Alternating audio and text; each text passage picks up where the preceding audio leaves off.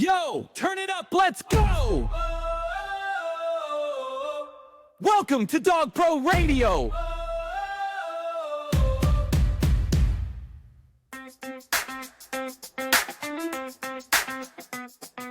Welcome to Dog Pro Radio!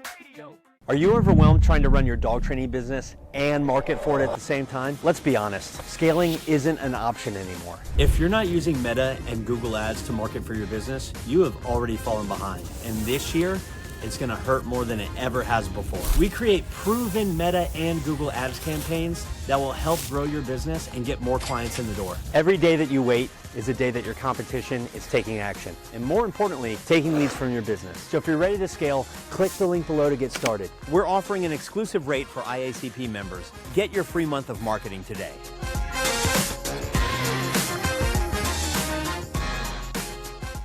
Hey guys, welcome back to Dog Pro Radio, the official podcast of the International Association of Canine Professionals.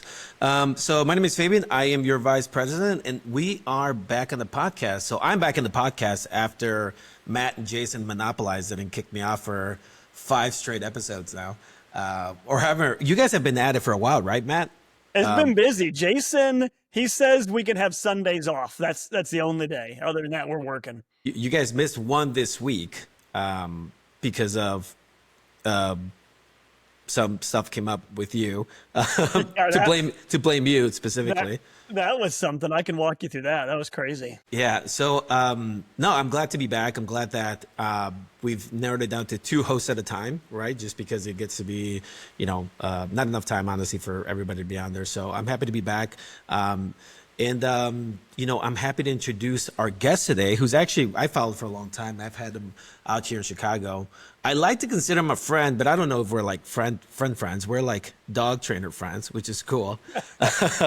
But so I want to introduce Pat Stuart to the podcast. So we're honored to have Pat today. I'm going to read a little bio on him, just so in case everyone knows who he is, but I'm going to do the due diligence here. And read this whole thing. So, Pat Stuart, a distinguished dog trainer, educator, and co-host of the Canine Paradigm podcast. Pat's journey into dog training began with a challenging experience adopting an adult dog, igniting a deep passion for canine behavior. After serving 12 years in Australia's Armed Special Forces, he transitioned into professional dog training in 2015, founding his business, Operating Canine. As an active competitor in protection sports, or PSA, he's a certified decoy. Pat brings practical experience of his teachings through his podcast, The Canine Paradigm. He shares insights and engages with global dog training community.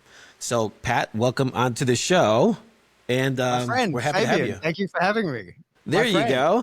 I feel like everyone in the IACP knows you. I haven't seen you in a couple of years now because of everything's been going on. People have been super busy. But welcome to the show. What have you been up to? Thanks for having me. Thanks, guys. I've just been working. I'm busy. Up to on the big scale is the reason I haven't seen you in a couple of years is I haven't been to the US in a long while. I painted myself into a corner financially and have to be at work every day. So a large part of my income used to be sort of traveling around teaching seminars and boot camps and stuff like that. And truly, I love doing that. And mate, I honestly, I love you.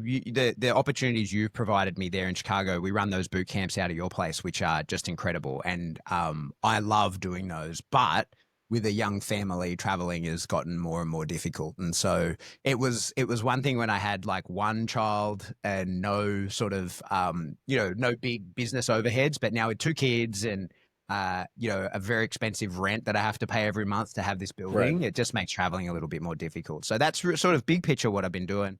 Small picture is, mate, I'm working. I'm training a lot of dogs. I'm making a bunch of content. I've been building. Really, the reason I got this place was to build this big online course. I sort of have decided that I'm not like a legacy guy or anything. It's not like it's something that I'm looking to sort of like, this is my stamp. But what I've made is sort of a course that's essentially everything I know. I wanted to sort of, spend a bunch of time recording. So I've spent the last couple of years basically training dogs and recording myself explaining as I train those dogs. And I've got 85 terabyte of footage that I'm cutting into Wow. courses and yeah, it's a lot, right? So I'm kind of set now. Like I've got tons of footage of me teaching all kinds of dogs to do all different things. And at the moment, like you'd be familiar, one of the things I always teach is a triangle drill. I've got a dog in here with me right now who that's what we're working through today. We're in our final stages of me teaching him that. And then, there'll be a big course on that, or that will go into the course. So that's what I'm doing sort of day to day these days. Still training plenty of dogs, still making plenty of footage, or content, but I haven't really been putting it out because it's all going into this big portal, this big course that I'm about to start selling on the 1st of next month. So yeah, that's me. Yeah, I kind of understand that a little bit, because being at the facility every day, it's a matter, I don't know, you just build a habit, and you're like, you get up and you go there because that's where you got all your things to do, and that's where you can do all the dog stuff and build what you're building. So I guess speaking on like the facilities standpoint, how have you liked having your place? So you've done, do you do workshops there? Are you still hosting like the boot camps at your place? I love it. I love it. I can't speak to it highly enough. The place that I'm at, it's this weird little warehouse in the middle of the city. So I live in Leichhardt, which is a suburb just outside of Sydney CBD itself. And my shop is the horse stables of the pub that was built here in the like 1880s. Okay. And so the infrastructure is massive. This is a huge metropolitan city. It's all grown around these crappy little horse stables, which is in the inside of the block. But I live on this block as well. So it's kind of like it's almost like it's an extension of my home. It's a 4-minute walk from my house to here. So I love it. And I've been doing like small workshops. The problem is there's no parking here, so I can't do big stuff. And I can only fit about 30 people in here at a time, but we train in here all the time. I have clients come in here, and I can, it's basically, if I'm honest, it's kind of like my man cave where, because everything I'm very lucky, like most of us, my hobby is my work. So all the things that I have set up to do, the fun things that I want to do, I can then just do those with other people and get paid to do it. So it's been great. It's a little bit scary, rent in Sydney is not cheap. It's kind of astronomical. If I told you, every time I speak to people in the US, if you'd get it, Fabian, because I know you're in Chicago in the city and your rent is similarly enormous. But a lot of times when I say to people how much I actually pay here, they flat out don't believe me. Like, Fabian doesn't pay rent. I think Fabian owns a city block there. No, we pay we pay our rent. Yeah, no, man. I think well, that's good to hear. Everything's been going great. I mean, we've been touch and go the last couple of years. Very short conversations. Most of the time it's me begging and saying like, hey, when are you going to come back? Or, and you're like, the kids, I can't do it, which is perfectly understandable. I was hoping one of these days you're going to say, yes, let's do it in Chicago. Cause I get asked that all the time. And so similar to your case, we've been working on this school ever since you left. I think we had a conversation in terms of like academic programs and, some of the investment that we're making here in Chicago. And man, that takes years and years of time. So that's been, and the last time I saw you, it was at PSA Nationals. I don't think it was at IACP conference. You weren't at, it was at PSA Nationals. Was that at your place beforehand? No, I was in Texas, but it was at Nationals in Texas is the last time I saw you. I think that was the last time I was in the US. I think that was the last time I was there. Yeah, it was that night that, one of the apprentices, we were having dinner and one of them went out and crashed my truck. Yeah, they crashed. Yeah, it's a whole story, and it's we'll leave it there. But Matt, what have you been up to? How have you been doing? I've been good. Busy between work and IACP stuff and 3 kids. There is no shortage of things to do. Yeah, and I was going to highlight a little bit of like some of the ICP stuff that you've been doing, because you've been working a lot on it. I feel like I've kind of taken the backseat the last couple of weeks, just being, just busy. But you've spent a significant amount of time not only on this, but also sponsors and vendors for conference. How's that coming along?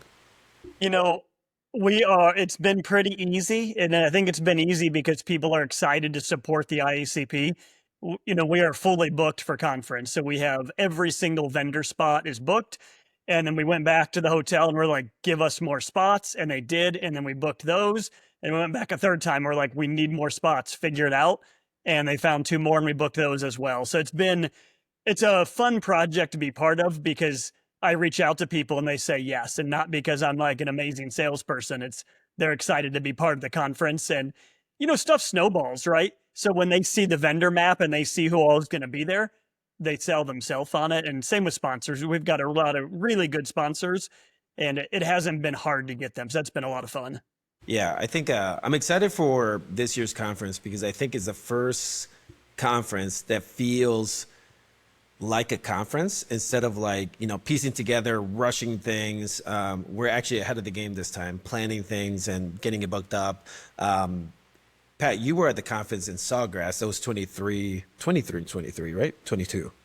Yeah, maybe was it 2023? Yeah, might have been. Yeah, or maybe that was 2022. I can't remember.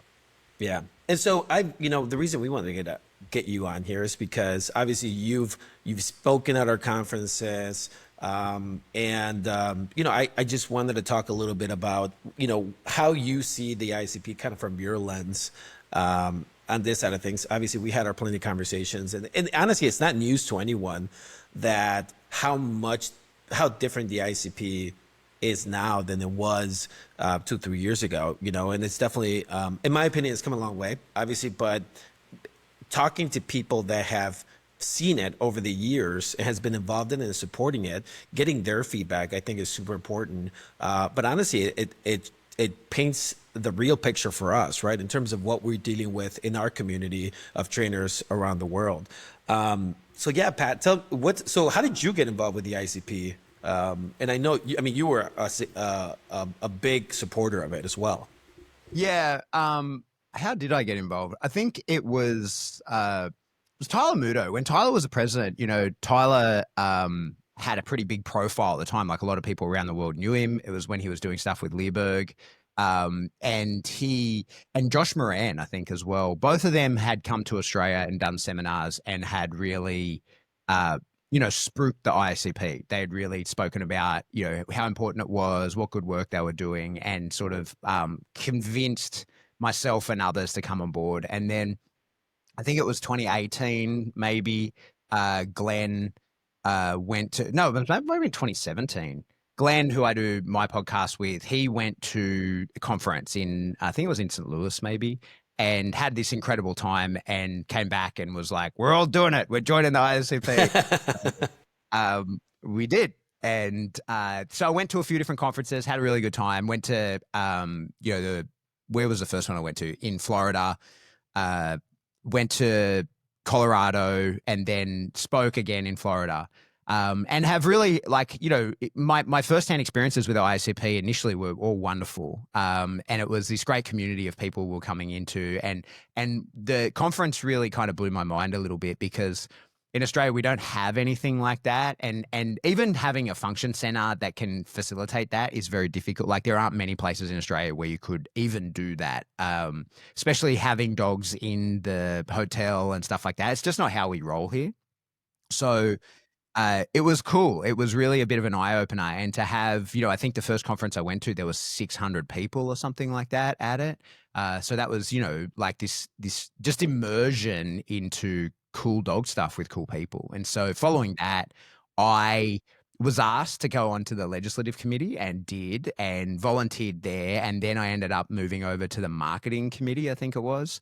And look, I put in a decent amount of time. Where I felt like I could help the IACP the most was just through awareness and spreading the information about it. So it became, having been talked into it or exposed to it by trainers that I respected and was there to learn from, I kind of figured, well, since I'm traveling around and am teaching people, it's probably something I should do, right? So I, started making it something that I would speak about at all the seminars I would do. Whenever I was anywhere speaking or teaching, I would be talking about it to people. I made a lot of my clients join the IACP, people who, were not dog trainers, but I had a lot of people, and I still do, but when I was doing much more pet sort of behavior mod type stuff, I had a lot of people that had been, I don't want to say failed. It's probably hoodwinked by other trainers who, had just sort of sold them a very pretty lie about what was possible with their dog, and it just hadn't worked. And typically would were dealing with a lot of sort of force-free people who, not that their issue was that they were force-free, their issue was they're just ineffective, right? They just were, or ineffective. They were not good trainers. And so by the time people came to me, they'd already been quite brainwashed against the idea of using any form of compulsion or tools or anything like that. And fortunately, I'm pretty good at, talking people around. So after I'd done that, I then said to these people, because they're always then like, oh, wow, why was I told this about those tools? And so I would say, there's this whole subset of people who don't want that to be the case. And we are fighting a battle, and it's a losing battle. And I would then convince those people to join the IACP and support. So they would become an affiliate member or whatever it's called, right? So I just found myself talking a lot of people into doing it. And then, Glenn ended up on the board. And so, through our podcast, we were really spruiking it. We were really trying to convince a lot of people to join, because I've seen, like, you guys in the States are, the way your laws work and your state's rights and stuff like that, you're not as imminent a threat of legislation affecting dog training as some of us are in the rest of the world. And we have already experienced some of the things that you guys are going to go through, right? So like here in Australia where I am, e-collars and prong collars are not a given, right? Depending on what state you're in will determine which ones you can use. And so, in some states, e-collars are allowed and prong collars are not, and vice versa. And we've seen this happen. And that's what I really wanted to get as many people into the IACP as possible, because I think my vision of the IACP at the time was a body that carried some weight and could act as an expert body. And so when a politician is deciding, like politicians, in my experience,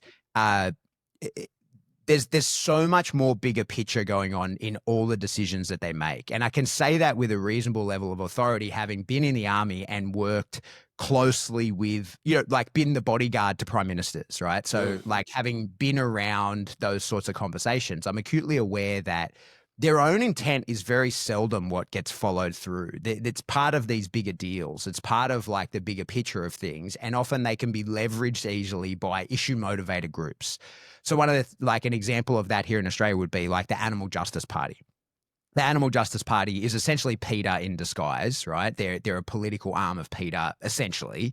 And they end up getting voted for because people hate politicians, and they go into the ballot and they're like, oh, animal justice. Like, I don't know anything about that, but I like my dog. And so these are the people I'll vote for, not knowing they're voting for the people who ultimately don't want them to own a dog.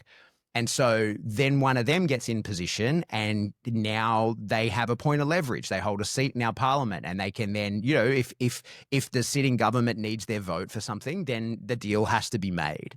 And so my vision of the IACP and what I had hoped that they would be able to provide is a body that is truly international and truly has enough members to carry some weight and to be seen as the actual experts in the training industry and dog training. So my vision was that, like, for example, we had prong collars banned in one of our states here in Queensland. Just one day, it was just suddenly, it was an announcement via Instagram that it was happening. Dude, that's crazy. On Instagram, Yeah, that's how, and like the law obviously had to then be passed, but there was like, we're doing this. And it was clearly a backroom deal done between the premier of that state and, whichever issue motivated group had leverage over them for whatever was coming.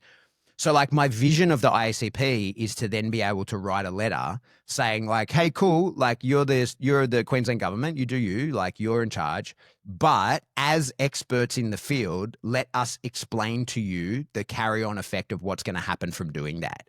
And then have that be weighed, right? Now, that doesn't necessarily mean it's going to sway the conversation or make any political changes, because they still have to play within their space. But my vision of the IACP was to be able to provide the truth, to then go like, hey, this is what will happen. This is the effect of banning those tools. Like this is, it might give you the warm and fuzzy, and for sure it's going to sway politically the way that you need. Cool, whatever, that's outside of our wheelhouse.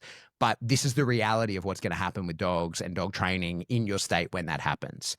And so that's what I have, that's the vision I've always kind of held for the IACP. And I know that that's not necessarily, in fact, I was quite wrong, because that's not the mandate of IACP, right? Like, and I get that. And I was trying to turn the IACP into something that it wasn't. And also, the membership, right? Like you really getting people to join a single body is hard, right? Like, I'm a member and will remain a member forever, but I'm not much of a joiner of many things these days, like when people sort of ask me to join various things these days, I'm like, I'll share my opinions with you, but I'm not putting my name to you because like I've been bitten a couple of times. You're like, been there, done that. Yeah, for sure. So that's why I got involved with the IACP, and it became a little bit tricky for me being on those committees and not being able to get the throughput that I wanted. And the issue sort of became for us in the I part of the IACP is the international, like to run an international body is, I can't even imagine how difficult that would be, to be across all the different laws and legislation and dealing with the different people who have different points of view and all that kind of stuff. And I think what happened for us in the international regions was during COVID, it was very difficult for the IACP to keep that eye, right? Like, it was very difficult to remain an international organization, especially when there were internal problems. So the membership would know, like, I put a post into the IACP group, right? Like into the Facebook group. And at the time sort of saying like, hey, get it together because like we need this, where you guys who are infighting amongst each other, you're damaging an organization that we need. And because to my knowledge, it's the biggest and really only viable balance training organization that exists. And so I kind of put a call to action saying, listen, I can see that there's people who have issue with each other going on here, but you have to put that shit aside and we need to get this organization going in the right direction. And I'm happy to see, mate, and I'm sure Fabian, like I haven't been as deeply involved. I've been a peripheral person, but I'm certain that you're a big part of that, right? Like I've said it of you many times. I'll blow some smoke up your ass that you are an excellent businessman. You're well, what I say of you, Fabian, is that you're a businessman in the business of dogs. You see, like a lot of us are dog trainers that are like, oh fuck, I have to run a business. But you know how to run a business and you're fantastic with dogs also. And so I think that, the success that we're seeing, I think largely would come to you. So congratulations, mate. All right, everybody, let's take a quick break to talk about our friends Aurora. Cold weather should not stop you or your dog from staying active and enjoying daily outside time. Aurora, the most trusted heated apparel brand in the US, has been the #1 heated apparel choice for dog trainers and owners for a decade. You can face chilly walks while staying toasty with Aurora's battery-heated jackets, vests, and gloves. Aurora even has a heated vest made especially for dogs. Visit Ororo.com, that's ORORO.com, to find the perfect heated apparel for you and your pup. Even better, you can use IACP, that's once again the code IACP, to get 15% off your new heated gear. Back to the episode. As much as I want to take credit, and thank you, Pat, you've actually seen the ICP change a lot. And, I wish it was any one thing, but I do agree with you. The infighting was a big problem with the organization. And, speaking frankly, I think it was just certain strategic decisions needed to be made, right? I mean, I think at the end of the day, everything fizzles out if you wait out long enough, right? And things change and things happen and life changes, and ultimately there were some tough decisions that we needed to make, and then we made them, right? I think we pissed off a lot of people. I mean, there was a time when it was like we just made a lot of people angry at one time. I think specifically when we moved the staff here to Chicago, it was just necessary. It was just necessary to make the changes. And then, as Jason joined the board, then we're like, we have two people that are kind of thinking the same about things. And we're like, hey, what do you need? What do we need? And, just moving the organization along. And then the rest of the story is a conversation for the bar next time you're at a conference. But yeah, so I guess, you're speaking from experience in Australia, right? And we've talked about this several times, but what do you think we could be doing differently here, as, to prevent legislation? I mean, we've had our things come up in the last couple of years, nothing so far this year because the world of politics in the U.S. is just focused on other things right now. But I'm sure it's going to simmer down, and you get these lawmakers that essentially have to cut a deal that supports certain groups, and then you are going to end up in the same situation. But what do you think we're in for, and what do you think we can do about it? Matt, I think that we are on a weird trajectory where owning a dog is going to become really difficult. So I think that's kind of the long-term goal of a lot of the the people who we would say are our opposition. And I think, unfortunately, we have been tricked into fighting amongst ourselves. So what happens is that we end up having, like force-free versus balanced training sort of debates, right? And I think that it's totally fine that people, especially if you think you have to follow your own ethics, right? So if you're an effective trainer, first of all, that's the first bench that we have to sort of. You have to be good at training animals. Yeah, you've actually got to be capable, right? At the minimum, capable. You don't necessarily, we're not talking about world champion level, but you have to be competent, right? Like, we need to only weigh the opinions of competent people, or involve ourselves with competent people, or people trying to become competent. When we have that, then the conversation can be about, okay, well, how do we maintain the quality of life for dogs and for the people that own them? And that's kind of has to be the corner post of, the cornerstone of all of our conversations going forward, is that we're looking to increase the quality of life for the dogs and the people who own them, right? And we want to maintain dog ownership as being a pleasure. We want people to be like, fuck yeah, this is my dog. This is amazing. I love this dog. So, and I love the experience of owning this dog. Now, the problem comes in when we start allowing people who are not competent to tell us what we can and can't do. Now that's where we're at, and that's where we see a lot of fighting. So you see a lot of people online trying to say, tools should be banned, and like right now, people saying the IACP should be investigated for even having an organization that allows that. And it's I don't know okay, if people cool. is the right words, Pat. It's person. A person. Yeah, a person. Yeah. But so the question, the benchmark to cross before you should even be allowed to be involved, or not be allowed, who am I to say allowed, before I am interested in having a conversation with you, is you have to demonstrate some competence to me, right? So you have to demonstrate that your opinion is worth me listening to, because it's valid and can lead dogs to success. And success is increasing the life, the quality of life of people and the dogs that they own. And so that's sort of our issue, is that I think that as a bigger picture and the organization itself, we really need to harmonize the dog training as balanced training for us is everything that is necessary to achieve our goal of increasing the quality of life of people and their dogs. So we can hear all the voices because we're balanced training, right? So to me, I am very often a force-free trainer, right? Very much. I just before we got on, I was doing a training session with an extremely high-powered dog, right? I'm talking the kind of dog that would terrify most people to even be around. And he's wearing no collars, and I've got a clicker and a treat pouch and a manners minder on the floor, and I'm teaching him the drill of go out to the marker board and look at that thing or look back at me. And there's no force to be used, right? There's nothing to be done. This is a dog who I can set the scenario.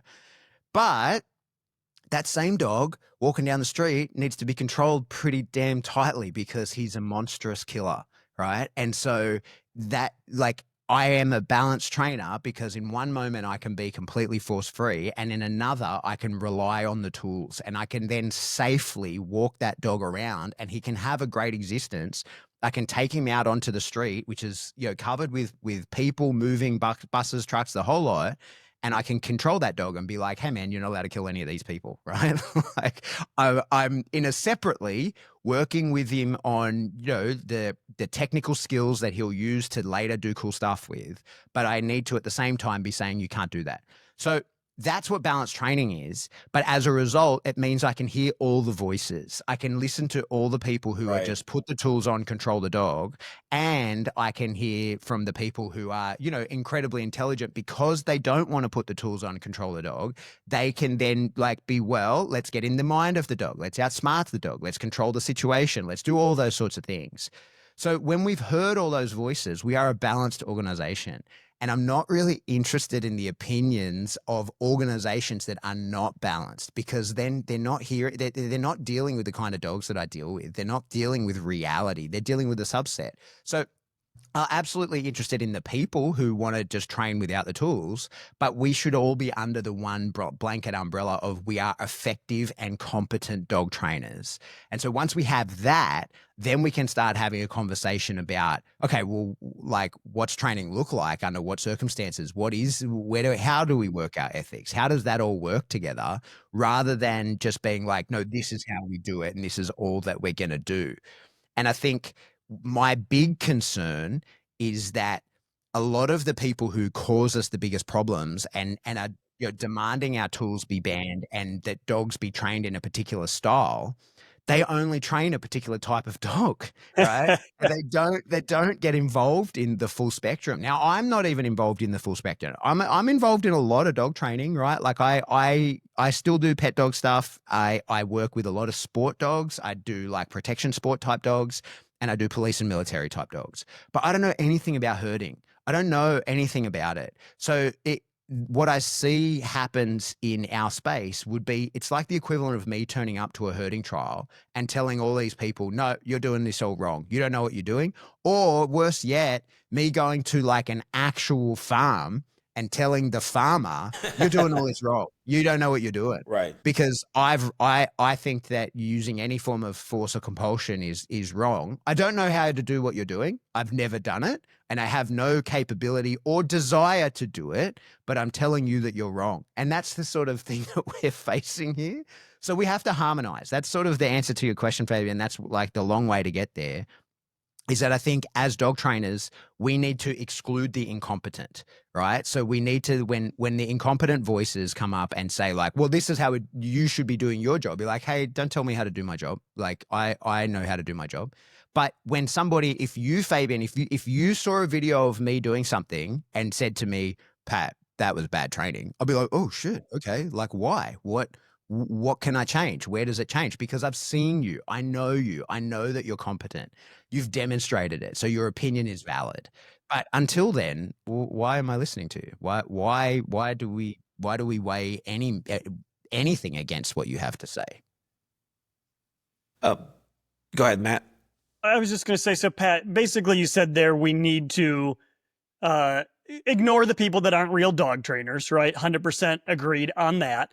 And also harmonize or come together. And you mentioned this briefly, but so many balanced trainers cut each other down, and not for real. If it's a real reason, cut them down, right? If you find someone abusing dogs, that's a problem, right? That should be outed and talked about. But so many are nitpicky and, cut each other down for no real reason.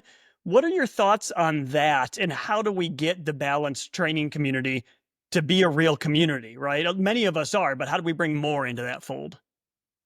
Well, there's a few layers to that, right? I think that I think the dog training community as a whole is a very unwell community. Yes. So I think that there's a lot of mental health issues that need to be addressed within our space, and I think that the very idea of being a dog trainer appeals to many people who don't do well with people. And the unfortunate reality is there are very few dog trainers who get to actually train dogs. There's not many at all, right? Our job is train. Even if you get to just train dogs, you still have to do a hand back to the owner, right? There's very few people, and they're often some of the best trainers who just train dogs and don't then just sell the dog or return the dog or whatever. Someone else does the hand back. They don't actually engage with people. So unfortunately, we have an industry that seems appealing falsely to people. Yes, they think that you can become 100%. a dog trainer and not have to deal with people. And so that's an unfortunate truth of our industry, is that a lot of the people who come into it do so thinking that they are escaping the reality of having to have civil conversations with people, right? So there's that issue. I think as well, our space sort of it allows for a lot of conflict because of the way that we interact with each other online. Now, like, I'm only 42. I'm not like some old man, although my body tells me I am every day. But even I remember a time when social media either didn't exist as in the dog space or was completely different.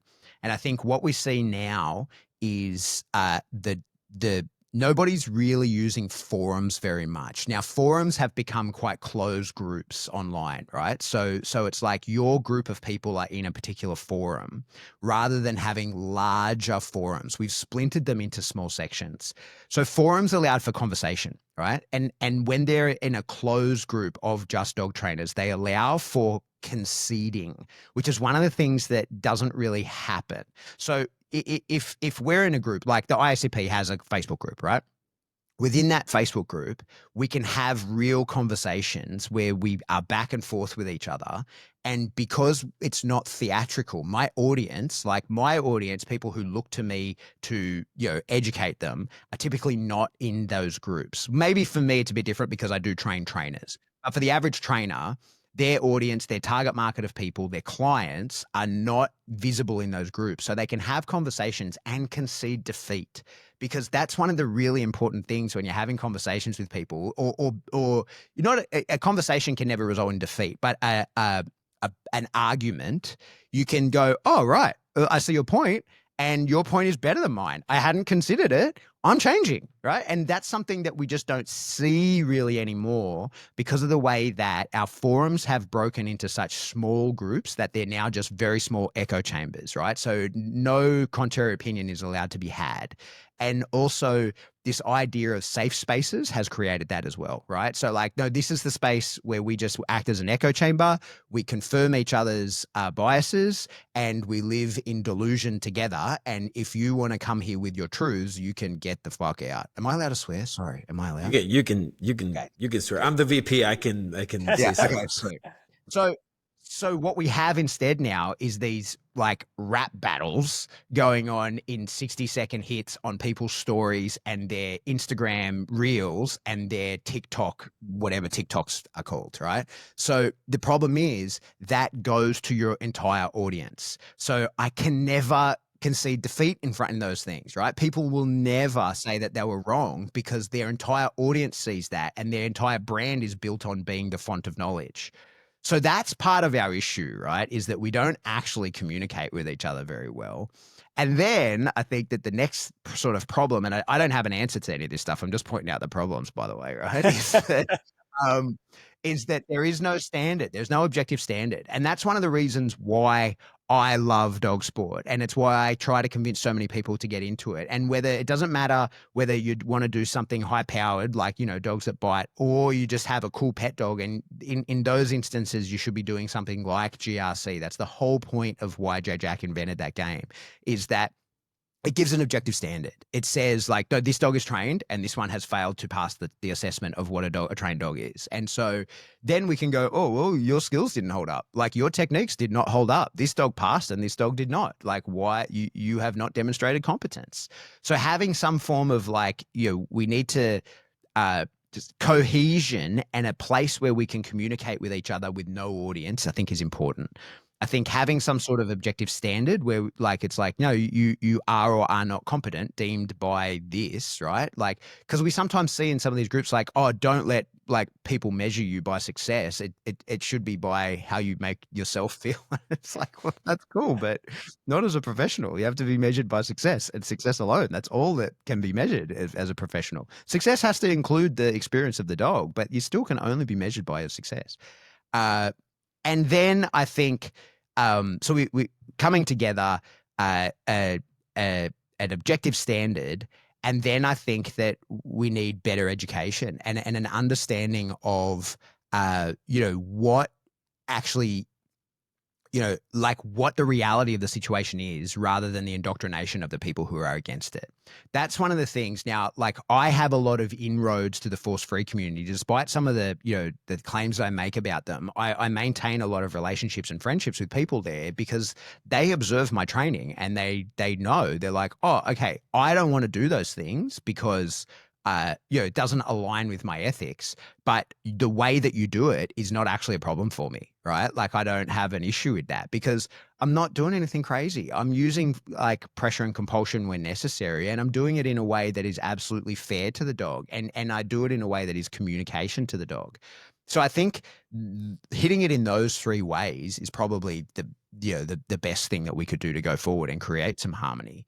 Because what I think a lot of dog trainers don't necessarily understand is that the enemy is at the gates, right? Like we are already surrounded. And I don't care what, like I say dog trainers with a full stop after it, right? Like people who do this, doesn't matter what techniques you use, whether you're balanced or force free or whatever, the enemy's at the gates. We are surrounded, and there are people who don't want us to be doing this anymore. And we are under siege from them. And it is a siege we will lose if half of us go out and fight on the side of the people who are trying to stop it, not realizing they're on the wrong team. And I think that's what's really important. You've got to be able to switch. And I think that's a really, really tricky thing for any human being to do, is to take stock of their situation and go, oh, you know what? I'm on the wrong team here. Like I have to change sides. I'm fighting we might be winning the battle, but the outcome of the win is not something that I actually want. And I think that's what we're seeing. A lot of the fights, the problems, the online discussions are people who have been turned against each other by a third party, and not realizing that that third party is actually the one that is fighting all of us, and have like figured out, well, why don't we just let them kill each other first, and then we'll only have to deal with the survivors. No, I mean, you're absolutely right, Pat. And, and what I'm going to say is total agreement with you. And this is also just my opinion, right? Because, kind of what I've seen over the years in training, I would say dog training is a pretty straightforward thing, right? It's complex in the behavior modification and the aggression cases. It's a pretty straightforward thing. I would call it, after a certain repetition, it's easy to understand what a dog needs to develop them properly, from like food gains, markers, all the positive reinforcement stuff. And, Brittany called it the other day. Brittany's my wife. And she called it like, broad, full spectrum dog training, right? It's like we're not just using the tools, and the focus isn't on using the tools on the dogs. It is focused on creating a great experience for the dog, and then using tools to then help you, depending on where the dog lives, what you're looking to achieve, et cetera, et cetera.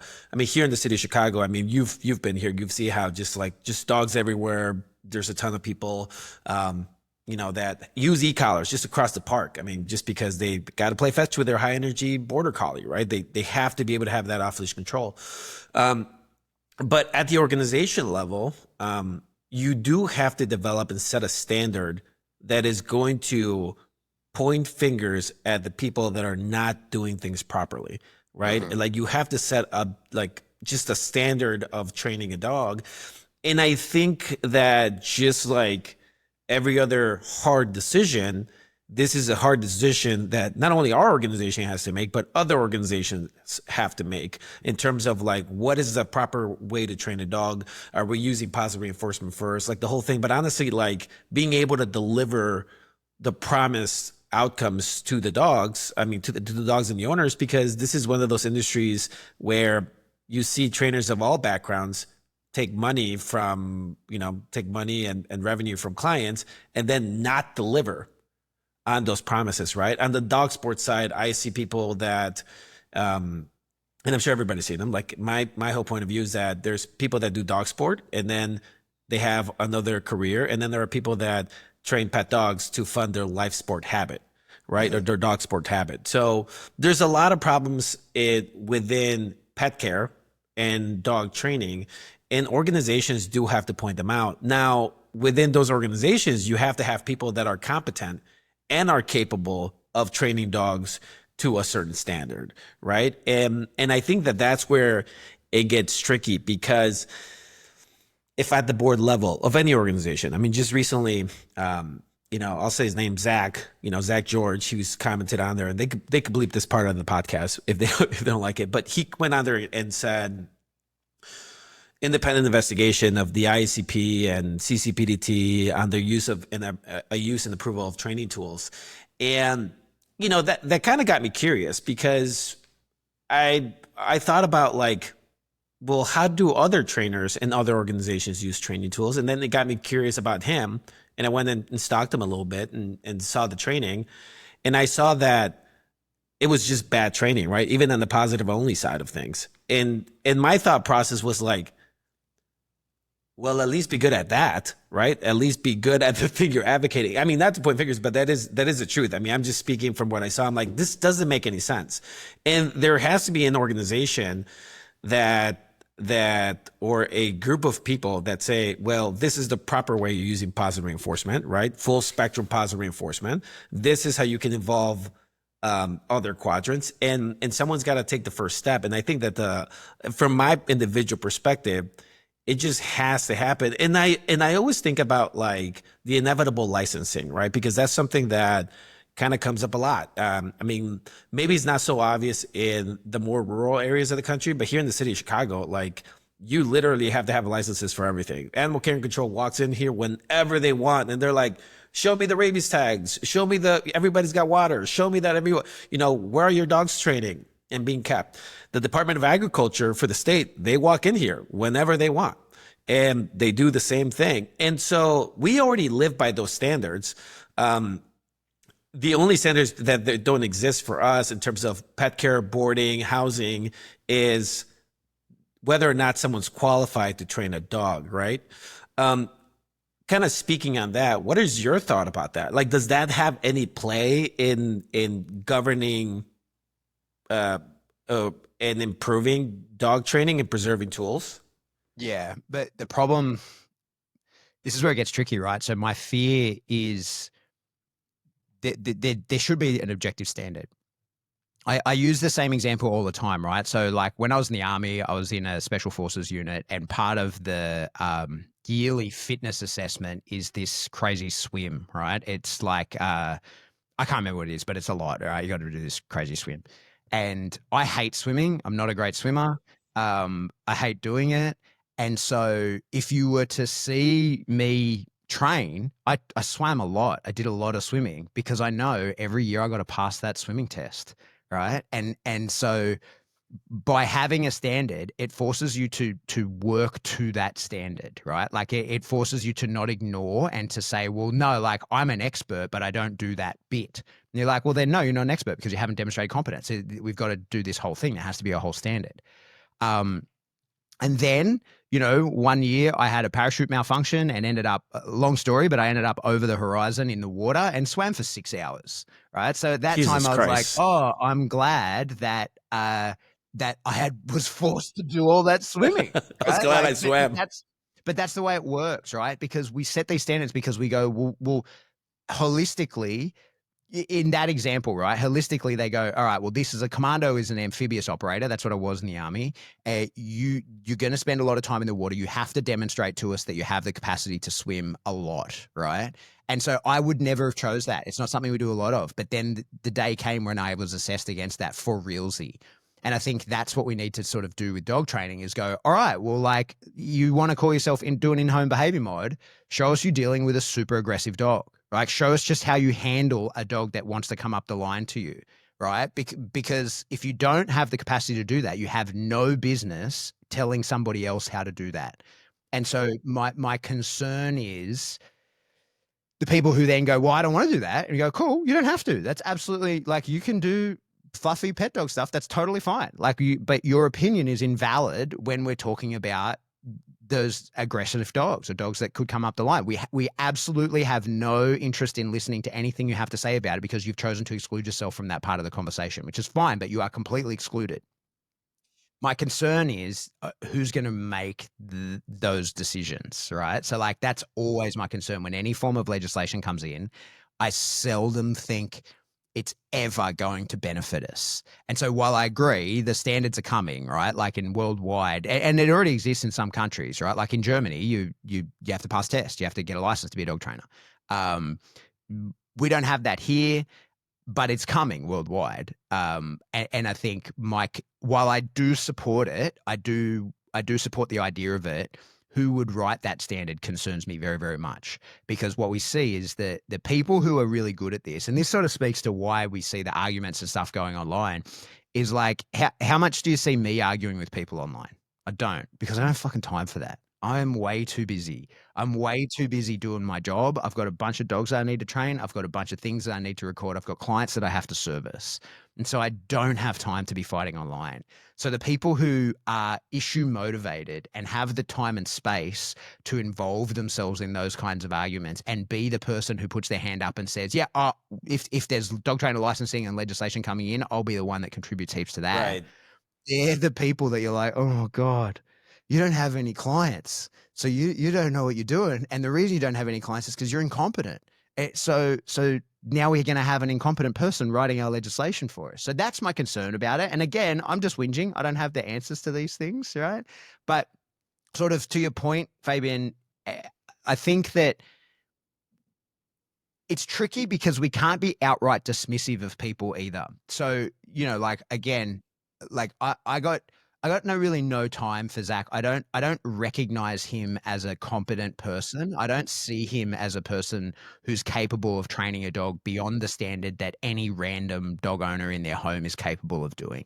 So I don't think that he's a person whose opinion matters in any way, shape, or form to me and what I do in my day-to-day training real dogs, right? I don't recognize him as a person that is of any merit. But he has a big following and a big voice. And so the problem is, like, as much as I would love to say, like, oh, we just ignore him, like, who cares? He's irrelevant. He's not irrelevant. You can't. He causes a lot of problems, and he's intentionally causing dissent. Now, as I said, I think that there's a lot of mental health issues in the dog training space, and I think that we could, probably identify a few there. But the problem is that one of the things that we're facing is that people want to legislate their competition away. And I think that's one of the things that we're seeing there, right? Is I think that we often see people who do not have the competence and therefore are no longer receiving the work that they need to pay the bills. And so rather than upskilling themselves, because they're not capable, right? Like there's a bell curve of competence. No matter how much work you put in, some of us are never going to be as good as others. You look at people like Ivan Balabanov as example, right? You watch Ivan handle a dog and you're like, oh, he's a magician. There's no way, like, even if you knew everything that he knows, Bart Bellin's the same, right? You look at them and you go, like, even if I downloaded all of your knowledge, I can't move my body like that. I can't do those things. So there's a bell curve of where we all land on that in just natural talent, no matter how good you get. And so, when we see people, we're like, oh, you're not good at this and you're never going to be. How do we exclude them fairly from the conversation and say, like, oh, I don't recognize you as a person whose opinion is relevant here. But when they've got a big following and they are continuing to push that, it can become a real issue. And I think we could, as much as I don't ever want to get in online arguments and fights, and because I just don't have time, I just don't have the time for that. I think that by putting our head in the sand, we could find ourselves in big trouble. I think there's just, you can't ignore these people anymore because they're able to cause a lot of problems. And like I could expand on that further if that's where we want to take the conversation, but otherwise, who knows? I think expanding there would be great, Pat, but if we could we back up for a second? And I'd like to sum up something I heard you say, but correct me if I'm wrong. I don't want to put words in your mouth. It seems to me like your belief is there are forces that are working to turn dog trainers against each other. So you have the purely positive, force-free, whatever you want to call them, turning against balance trainers. But the reason for that, it's a third group. And in my opinion, that third group is the group that doesn't want anyone to own pet dogs. Is that absolutely a synopsis of what you were saying? Yeah, absolutely. I think that, listen, I'll give you a quick sort of personal history on my conspiracy theories, right? Love it. So when I was in the army, I held a top secret clearance. I, did all kinds of cool stuff. And have been quoted many times as saying, never attribute to conspiracy what can be attributed to incompetence. And when we look in government departments and all kinds of stuff, when I say like, oh, there's weird stuff going on, it's mostly because the left hand's not talking to the right, and there's a bunch of incompetent people who are in positions where they can't be fired. So I used to try and talk people down all the time. I'd be like, listen, there's no conspiracy here. It's just people are stupid and doing the wrong thing. I think at this point, if you're not a conspiracy theorist, having watched what's going on in the world, everything that's unfolded over the last 5 years, I think if you're not a conspiracy theorist, you're not paying attention. So I'm completely changed. So take what I say with a grain of salt.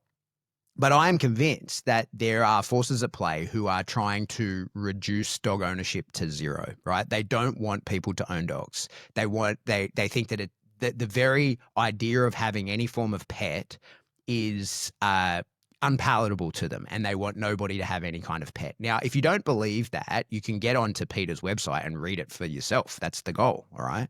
So what's happening, I think, is that the people who have that agenda are pretty well organized and are pretty intelligent and are attempting to make it so difficult to own a pet that people won't want to. And so I think that that's one of the big reasons why we see balanced training really with its head on the chopping block, is because we know there are a certain number of dogs that there's no other option, right? Like for me, I don't keep compulsion and tools as a last resort. That's not at all the case, right? Like I absolutely because to me, I'm a balanced trainer. I use the communication that the dog needs in the moment to understand what's going on. It's not like and I think that, you know, Stephen Lindsay's version of Lima absolutely allows for that.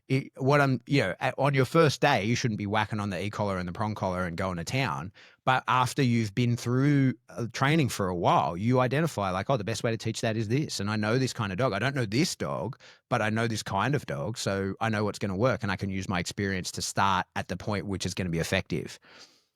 That all said, you still can eventually get to the point with some dogs where you're like, hey, man, I have to create an aversion to that for you. That could be so dangerous for people. That could be dangerous for the dog, right? One of the classics that we see around here in my area, I live in the inner city where for some reason, a lot of people who have like rural family bring home Kelpies from the farm, right? So these are, and they think they're going to, because they're great, like, I don't know, you guys probably don't see many of them there, but a proper Australian Kelpie is an incredible dog, right? It's an incredible thing. One time when we were running a gold school here, the army had a couple of Kelpies there that they were training as for detection work.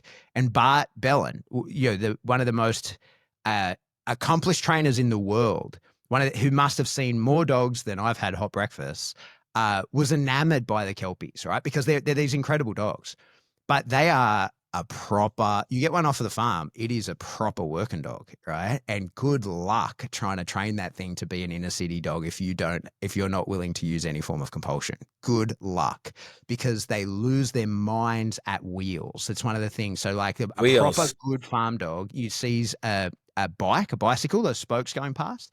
Friend of mine who's, she's a proper, she keeps cattle, has for a long time, and has proper, mustering dogs.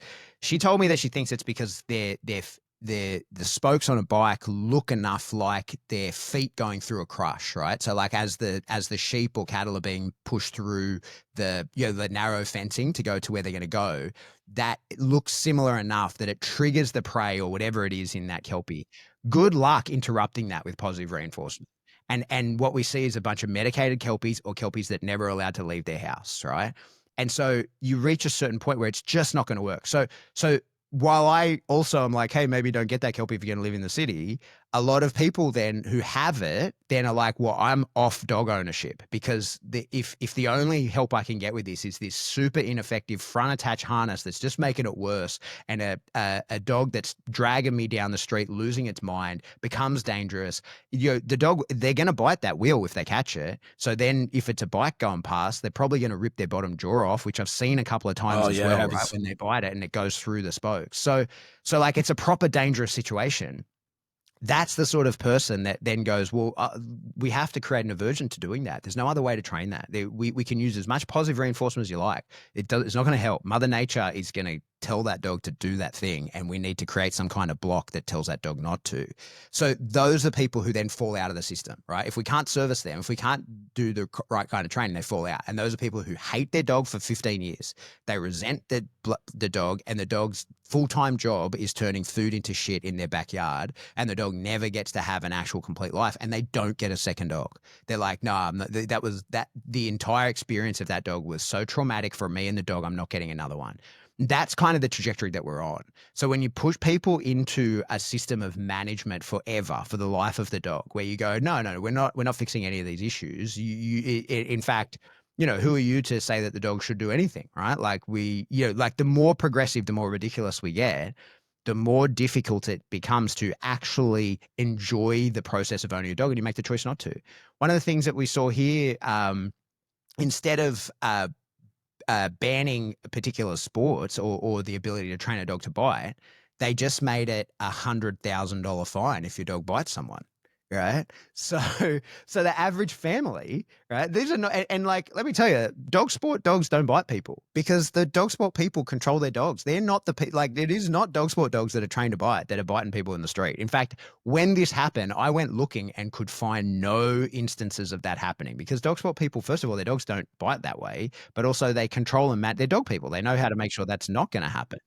But if you're just a normal family, dad works, dad works full time, mum works 3 days a week, 2-3 kids, whatever. You're just like, especially cost of living crisis that we're experiencing in Australia. I don't know if it's the same in the US. I'm sure it is. The idea when you think, and the kids say, hey, I want to get a cavoodle, the least likely dog in the world to bite anyone. And dad goes, yeah, cool, we'll have a look at that. And he looks and sees, oh, it's going to cost me $100,000 if this dog bites someone in the street. You're like, no, I'm not getting that. I'm not doing that, right? So I think that it's reasonable at this point to say the agenda is to make dog ownership so unappealing that people choose not to, right? And that they get a rock as a pet instead. And I think that agenda has decided, well, we should infiltrate and make trainers, like we need to start a war within trainers, because we need to get rid of the people who can actually fix these issues.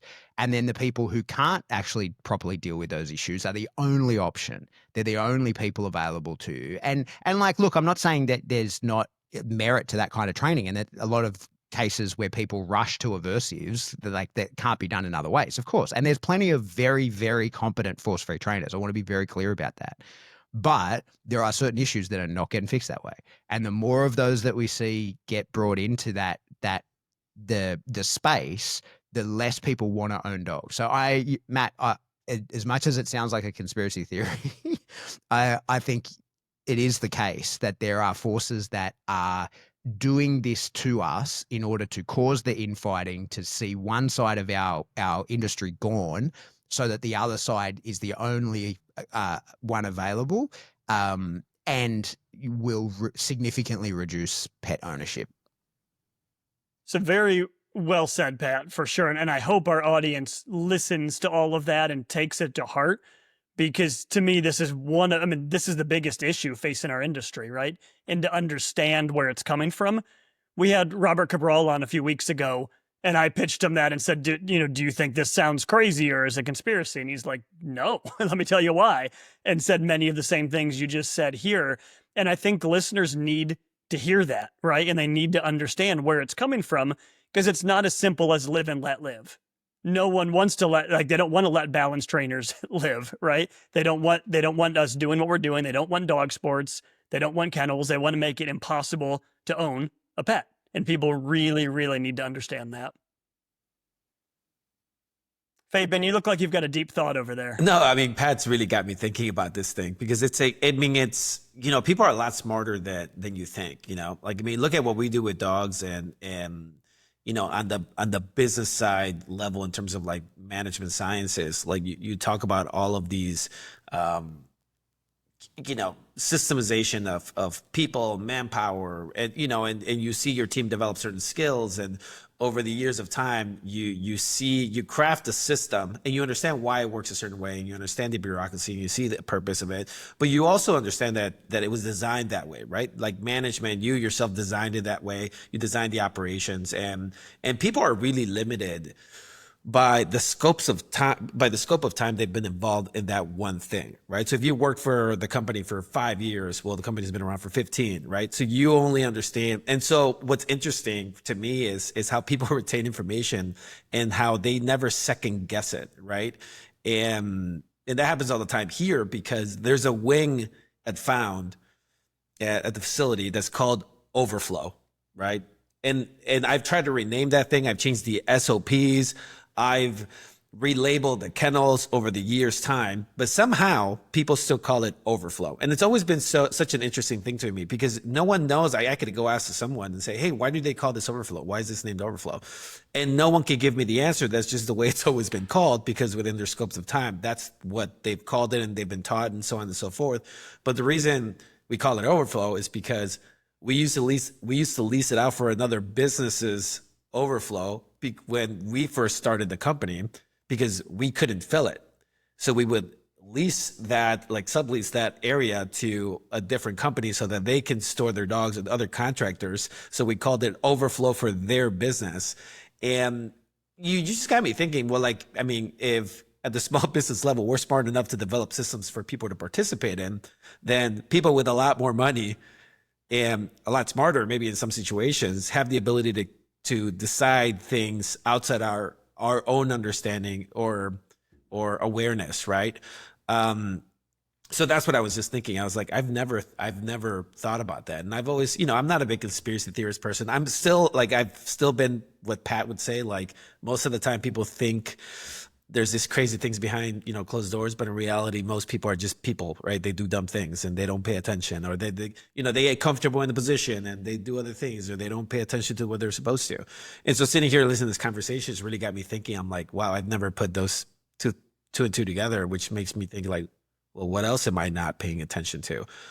And I think, look, I think it's just that. Like, I think there's more to it. I think that human nature is that we seek conflict, especially from other tribes. So, like, one of the things, again, to sort of, tell a bit of a war story is, so within Australia, there's 2 special forces units, right? There's where I was, 2 Commando Regiment, and then there's the SAS. And there's this rivalry between both units.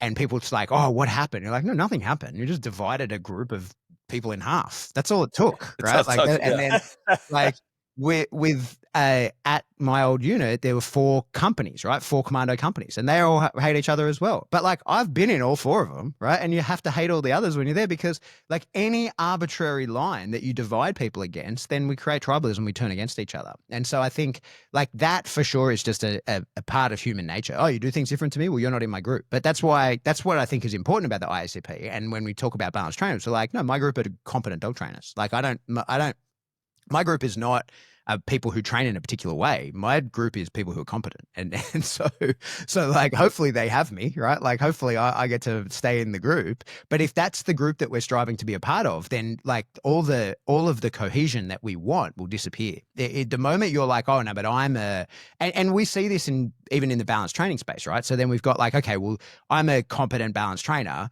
Oh, cool. Like, where'd you go to school? Where'd you learn? Oh, you're an EPOPO guy? Oh, well, I'm a TWC guy. We can't be friends. Right. So like, it's like, no, I'm not doing that. I'm not. Like, are you good? Sweet. Let's work together. Are you competent? Sweet. That's all I need. And it doesn't need to be that you do things similarly to me, even a little bit. It doesn't need to be that you share my ethos in anything. If you're good at doing what you do as a dog trainer, like, you're in my group. That's the group that we want to maintain. But we see it like, it's not like the balance community is free of this. Like, you see a lot of people commenting on people's stuff. Like, one of the things that I took up years ago was I was doing a podcast a long time ago, and we're talking about e-collars. And what I found was that Glenn and myself were having an argument with someone that just wasn't there, right? Like, we were having this argument, we were justifying everything. And like every time that we explained something, it was through the lens of like the argument that we know that will be coming. We're trying to justify everything.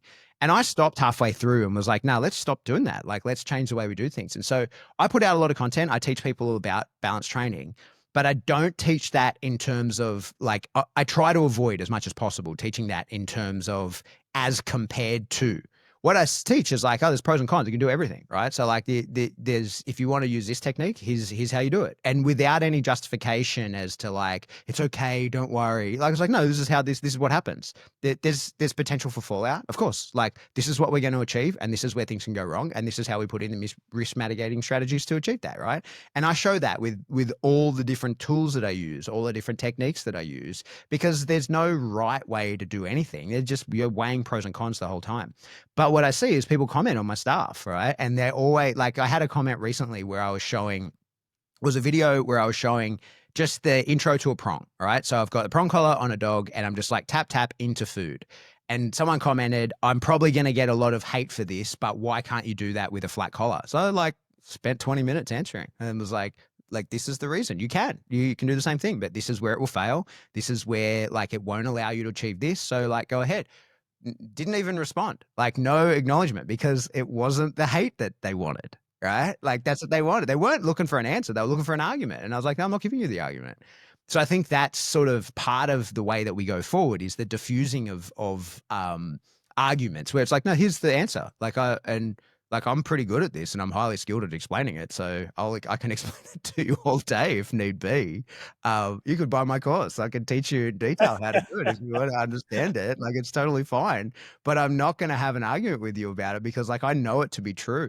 So it's one of the things where like I don't get involved in those arguments because to me it's the same. When someone's like, oh, you're being cruel to the dog, I'm like, oh, okay, go away, right? Because to me that's the same as someone saying you look stupid with blue hair. And you go, well, I don't have blue hair, so you're an idiot. Like, why am I going to get into this argument? When someone goes, you're being cruel to the dog, you're like, no, I'm not. Like, I'm not.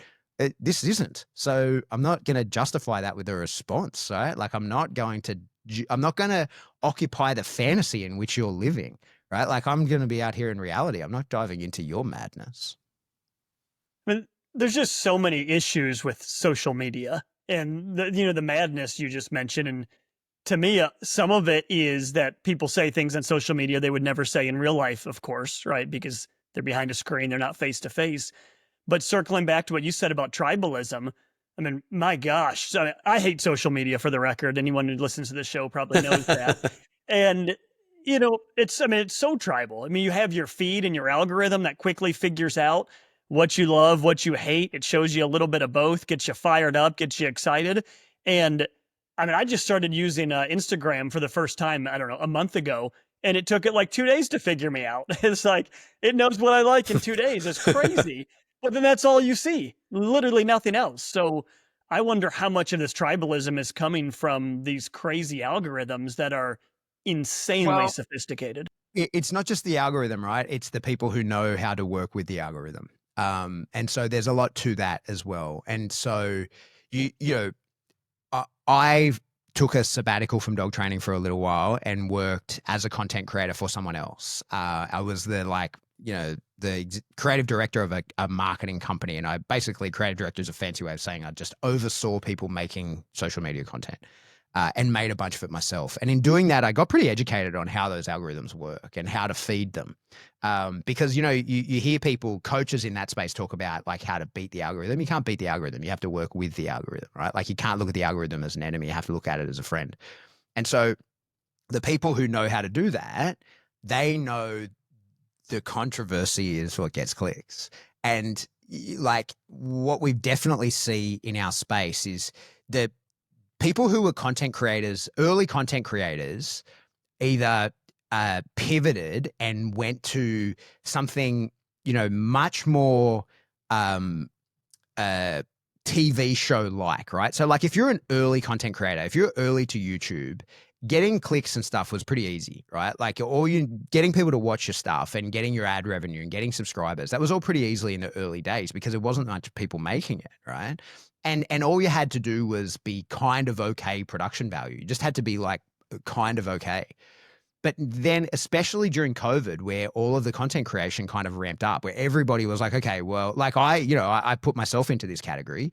I used to film all my stuff on an iPhone. Like I was like, what the hell else do I need anything better than this? I know what I'm talking about. So the information that I'm providing is adequate because it's good information. But then when other people who were as good as me started making content on their iPhone, I was like, oh shit, I need to buy a fancy camera, right? I need to buy a fancy camera and know how to edit it. And so what we've learned is that people, the social media space is now quite flooded, right? And any business, like all businesses kind of need a social media presence. I find myself explaining that to a lot of my clients. Even if you're just a local business that doesn't sell any sort of digital product or want work more than a 5-kilometer radius from your house, you still have to have a social media presence because it's how people check the lights are on, right? Like that's how they check the lights are on in the business. They look you up, they see your ads, they see whatever, they see your website, but a website's so static and dead that then they go to your Instagram or your Facebook or whatever and they go, when'd you post last? And so if you posted like a photo of a dog and you go like thumbs up and they're like, oh, sweet, he posted yesterday, the business is an operating, functioning thing and he still wants clients. And so they can go in. But if you need that ad revenue, right? Like if you're relying on people seeing your social media because that's what your business is, you're in a totally different model, right? Yeah. Like, so you have to feed the algorithm. It's not enough just to be like, look, the lights are on, we're a functioning business. You have to feed the algorithm. You have to be giving the algorithm what it wants. And what it wants is eyeballs. That's all. It's all it wants. It doesn't care where those eyeballs come from. It doesn't care what those eyeballs' intentions are. So we have it in our mind that social media like shows you things that make you angry, or like drives us apart and creates more tribalism. You're the one doing that. It's just showing you what you want to see because it wants you to watch it. That's all. It's just showing you what will keep you on the platform. And what we see from people who, were once, capable of making content sufficient that it got eyeballs and are no longer capable because the quality of the content has to change. First of all, production value has to go up, right? Because that's what people expect nowadays. But also the quality of the content has to be like worthwhile. And when you see people now who like an iPhone these days, when people ask me about making content, I tell them, unless you're prepared to spend 10 grand, don't upgrade your phone, because your phone is the equivalent of like a $10,000 cinema camera these days. So everybody is capable. I like buy a microphone and a light. That's all you need. And everybody is capable of making really high quality content. So the barrier to entry of making and uploading stuff has dropped significantly, that now people who really know what they're doing are capable of doing it, right? So some of the content that people put out, see people here's an example just off the top of my head, Anne Quigley, for example, right? Like if you're involved in protection sports and you don't follow her, you're fucking insane. Because like some of the stuff that she puts out is incredible, right? Like, and it's so good quality content. And she is so capable as a trainer and lets you just watch that. That can just come up in your feed. Like you can be sitting on the toilet and watch her train a dog for 30 seconds. Like what a world to live in. But the people who are never going to be able to handle a dog the way that she can, the people who will never be able to pass on any really relevant information, can still achieve social media success and the ad revenue that they're chasing by just being controversial. That's all it takes. Oh, right? 100%, 100%. And if my audience, if I've got nothing to actually offer my audience, right? Like if my audience are like, I see you, Pat, but your skill set is not particularly high. Well, then how do I get eyeballs? Because noting, all I need is eyeballs. I don't need the eyeballs that like me. I don't need eyeballs that are there to learn from me. I just need eyeballs. What I do is I start a fight with someone else, right? I start a fight with someone with an opposing view to me. I start saying that there should be an independent investigation into the IACP or whatever, because that will make people look. And that's all we're seeing. So it's not like I honestly think like with a lot of the people who cause these sorts of issues and are the big drivers, they're empty shells of people. They have no opinion. They're like water. They fill the space that is afforded to them, right? They don't actually have a shape or a structure of their own. They're like, no, I'm just going to fill the space that is available to be filled because I need that ad revenue. And so that's why it puts us in a very tricky position, because to talk about it pushes eyeballs to it and we are enabling it. But to ignore it is probably just as dangerous, and it puts us in a very tricky position. And so that's why my take on it, and I'm sure that eventually it'll be my turn to be attacked online, from a proper orchestrated attack. I get plenty of comments, but I've never had the proper orchestrated attack. I'm sure that's coming. I'm positive that's coming for me. But we have to oppose it to some point. We have to, right? We have to be like, hey, I don't recognize you as a competent person. Your opinion is invalid. And like, if I'm after some advice about how to grow my Instagram following, I'll book a call. I'll pay you because you're clearly good at it, but I'm not chasing that right now. So no, thank you. Goodbye. Yeah. I mean, there's a lot of that. And bringing the conversation back to the IACP and the most recent comments, you could tell that we've been building momentum and spending a lot of time, recruiting speakers. And that's what attracted the attention to some of the comments Zach has commented on there. And I can feel the board of directors kind of like not knowing what to do. And for me, my gut tells me you just can't ignore this. We were actually talking about that today in terms of like, how do you address some of these things? And if this was 5 years ago, maybe ignore it and it'll go away. But this is, 2025. There's a lot of social media content. No response, or how you respond, matters a lot. But I think it's also time to, cross that line and decide, are we an organization that's going to speak up about what we believe firmly and start to push back when, for the longest time, there hasn't been a unified front in balanced training where everyone gets attacked individually. Like Pat Stewart's got a fire today and everybody's from a distance like, oh, look at Pat. He's getting torn to pieces, and, he's got their more closest acolytes defending them. But really it's like a orchestrated attack, right?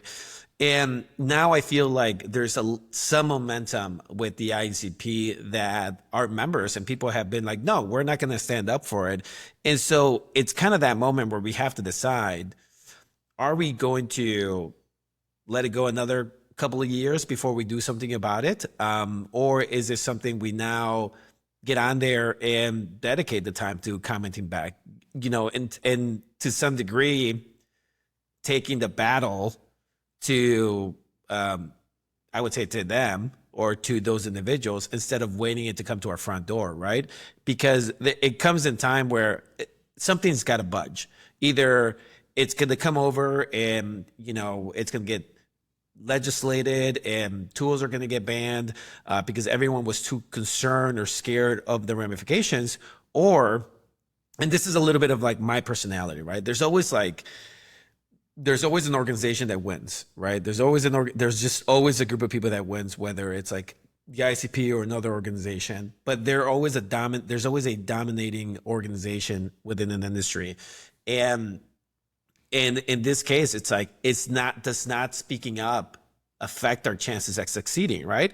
Like, what is your take on that? Obviously you've been in it, you've watched it, you have experience with that.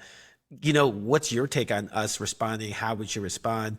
In my mind, I'm just one person, right? And I'm like the OG on the board. People are like, Fabian's been around for going on 4 years.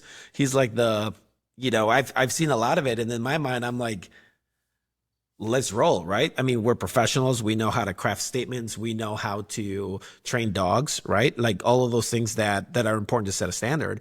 In my mind, it's like, this is the time to act. This is the time to like, okay, you tapped on our shoulder. Well, now we're awake and now we're going to give the attention, right? We were minding our own business, but now we're not minding our business anymore.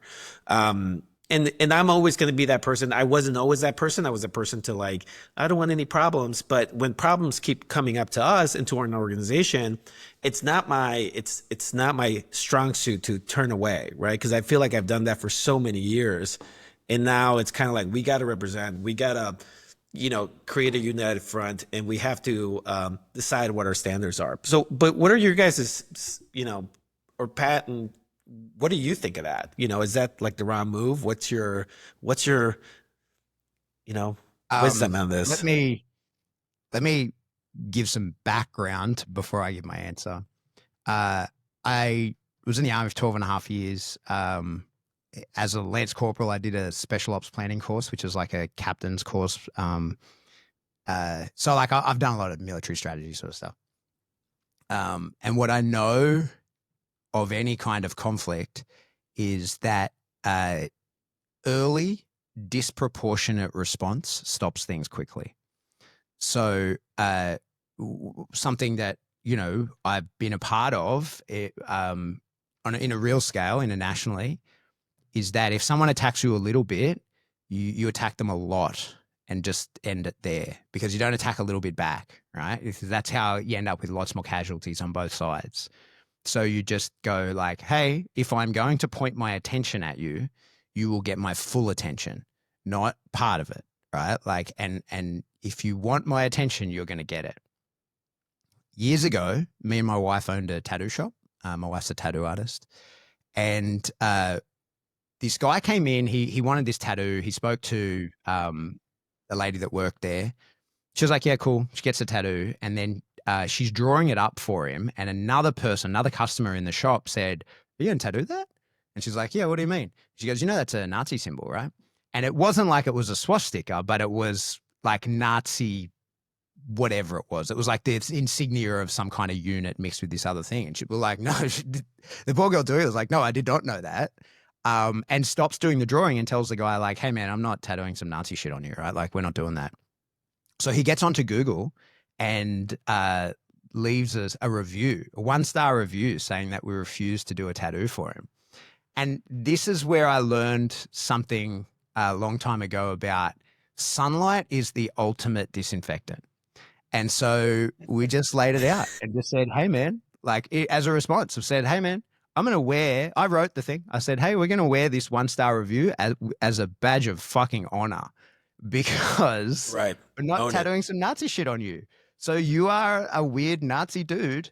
We're not doing that. We're not going to have you back into the shop, and we're not going to tattoo that. And if you want to leave a 1-star review, we will wear that with pride in comparison to you, because your boos mean nothing. I've seen what you cheer for, right? So I think that's where we have to go in line with this kind of stuff. So I think that if there are, if someone wants to point their attention at the organization, my opinion, and I'm just a member with no authority, my opinion is that if the organization should either ignore it completely or give it the full attention that it deserves, and the response should be final. And I think that the way to do that would be a similar sort of approach of like, this is the reality of the situation, and not in small doses either. Like, here it is, here's the final picture, that if you have something to say back to this, you can say it to the wall, because this is the final thing that's going to be said. Now, how to do that? The problem is it's resource intensive, right? Like that's a really tricky thing.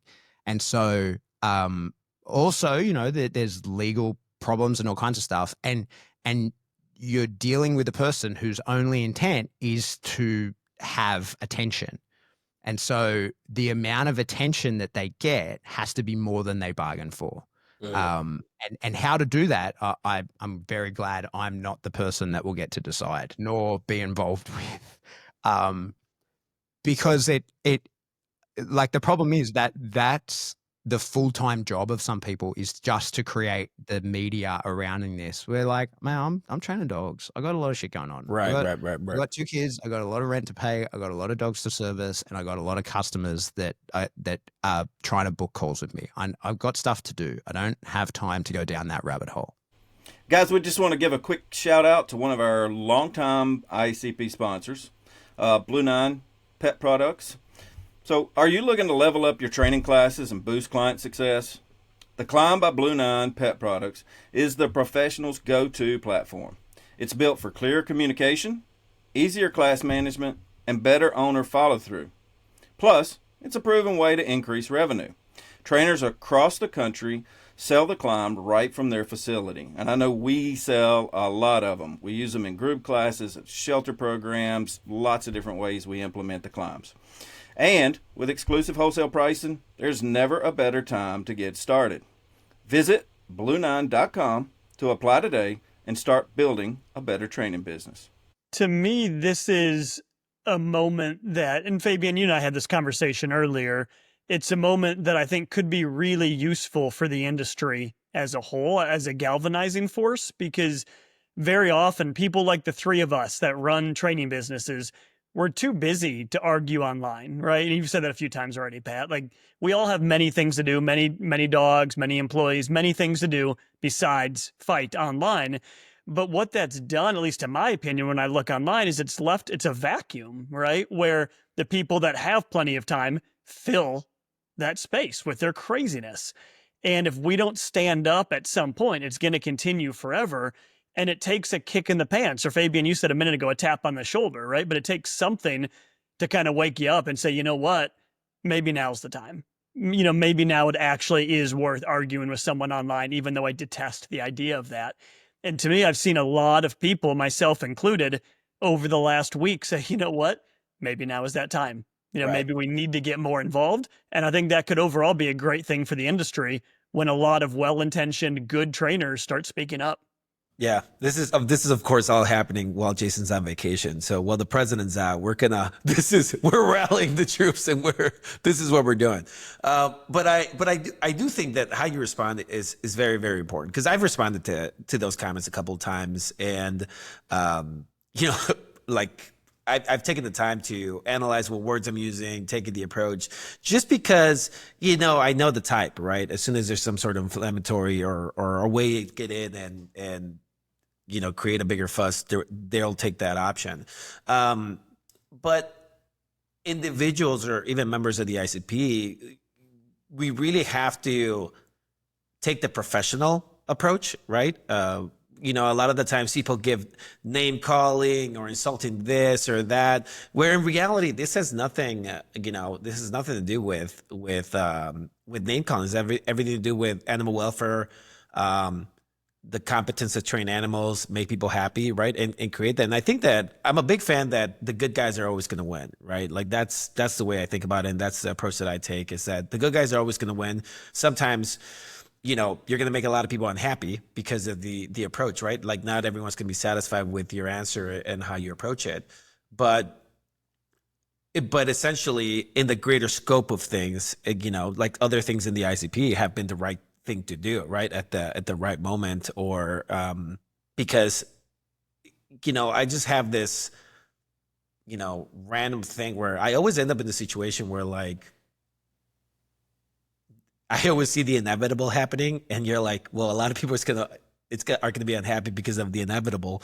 And I think some of this stuff is already outside of control. I mean, I think when people respond and start responding, I think they call attention to themselves. But anyway, enough about that. I think we lost our video real quick, so I'll figure that out.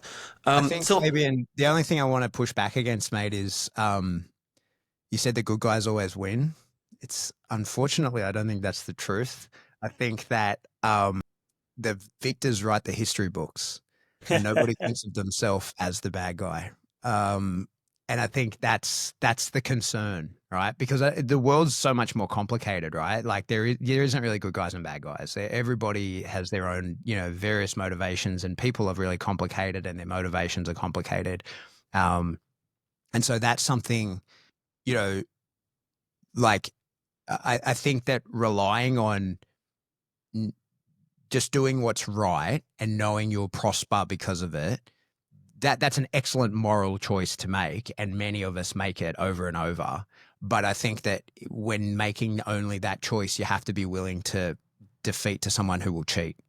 And that's just reality, right? Like, that's just reality. I think that anybody who's a keen student of history and looks a little bit deeper at many of the things that we've been told over time. You can go back to like ancient history, you know what I mean? Like, you can look at like what the Romans did throughout the world. The good guys don't always win, but but the winners always think of themselves as the good guys. Right. That's more. And everyone's a good guy in their own story, right? Right. Yeah, that's right. Yeah, that's right. Yeah, it's the way it goes. No one's intentionally playing the villain character. Right. So I guess a question that I have is like, how do we behave as the ICP? What should trainers do to advocate for themselves, specifically in balance training? Because at the end of the day, every individual has a different challenge and may run into their own situation. So like, if you were a young trainer, Pat, how would you represent your balance training? What will you do to make sure that you not only advocating for yourself, but representing balance training, adequately? Yeah, so like exactly what I'm doing already. So like, I've sort of thought on this quite a bit. It is my business. The core of my business is I educate dog trainers. And to me, I made a very distinct choice one time that I intend to educate the full spectrum of things that I can educate people on. So if I know it, I'm going to teach it to you. And as I said earlier, I think I teach what I do and how I do it as a standalone piece of information. I try very hard not to have an argument with somebody that's not there. Right. So like I don't want to rebut someone else. And I think one of the most important things that I say and do, the way I comport myself in my day-to-day life, as well as my work, my business, my family, is that I try pretty hard not to say anything out loud that I wouldn't say to the face of a person standing right in front of me. And I think that's very important. I think that when you comport yourself like that, and because like I have had many people attack me online, and I don't buy it because I'm like, I'm not like going to argue with an unidentified person online. But very seldom ever does anybody approach me in person and complain about what I'm doing, because I can see it, right? They can see the totality of what they're doing. Now it helps that I'm not a small pushover person, but even like, it's not like I'm threatening anybody. I think it's really important. It's how I try and live my life, is that, as I said, sunlight's the greatest disinfectant. And so I just speak truthfully and honestly. And so for young or newer or any trainer, I think you speak on what you know, and you speak on it with confidence as to what you know, without any need to speak about it in terms of its opposite, right? Like the only time that I will ever say, hey, this is the way we're going to do things, and it's in contrast to the other way that you have or could do things, is if we're weighing pros and cons, right? And we're saying like, like we're making a choice here about how we're going to do it. Then for sure, we got to like, let's weigh it up and see where we go with this. But I don't want to have an argument with someone that's not there. And I think that, like I'm a bit of a hippie at the moment, right? Like more than a bit. I'm right into sort of the way the mind works, but through the lens of spirituality. And I think one of the things that people do for sure is create fictional villains. And so I think you got to be careful how you talk, right? Like your words are spells. You're putting things into action when you have them. And if you're in your client's home, or you are, speaking publicly, whatever it is, however the words come out, just talk about what you're good at and why it works and how it works. You don't need to give the contrast unless there's a reason for it. Right. But then in your own mind, don't have arguments with people that aren't there, right? Like be confident in what you do. Question yourself for sure. Be sure that you're doing the right thing. Educate yourself. Do all those things.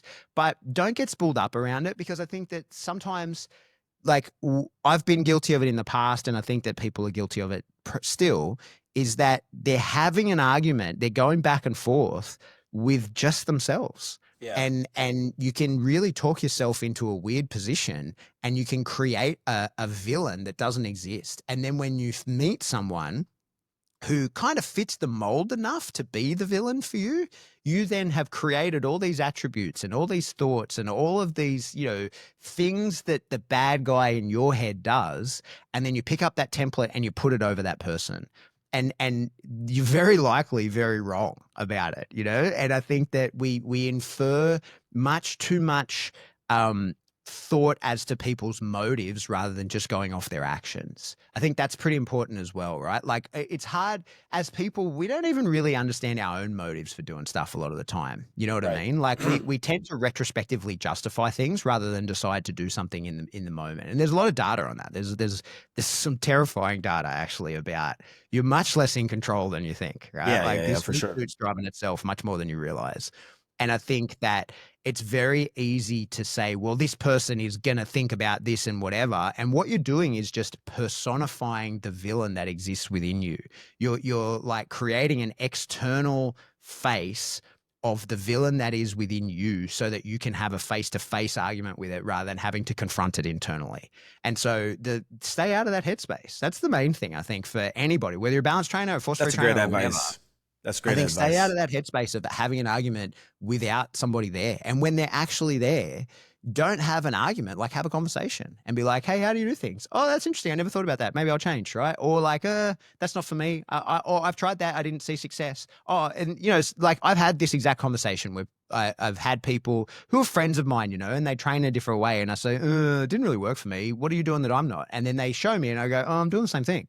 But like what we consider success is different. So I'm like, oh, right. Like we're not missing, just you don't like want what I want. Right? Like you're happy to live in management over that and I want that finished or, you know, whatever it is. But having real conversations, actually listening to people and not trying to do the classic, oh, so what you're saying is. No, what they're saying is what they're fucking saying. Like the words that came out of their mouth is what they're fucking saying. So you don't have to try and reframe it to go back to them. They said what they mean, right? And like you can give people grace, give people a bit of space and be like, hey, how do you like, I don't get that. What I'm thinking you're saying is maybe not aligning to what you're saying. Can you mind saying that to me in a different way? Maybe I can like aggregate your answers and find out what you really mean rather than just jumping to conclusions about people. Because as you know, we've sort of worked through is that there are for sure nefarious actors, right? There are for sure people who have sat down and they have an agenda that is separate from what ours is and they want to affect us. But I don't think those people are you know, you're not going to get to interact with them. Right? That the actual puppeteers, you're not going to get to interact with them. You're only going to get to interact with the puppets. So you're a puppet yourself to other higher powers. So like be careful and have those interactions with people at like, I'm just talking to you. I only want to talk to you and I'm not trying to talk to the person I believe controls you because they're probably not even aware that they're being controlled. The same way, like I'm sure that I'm under the spell of numerous people and agendas, right?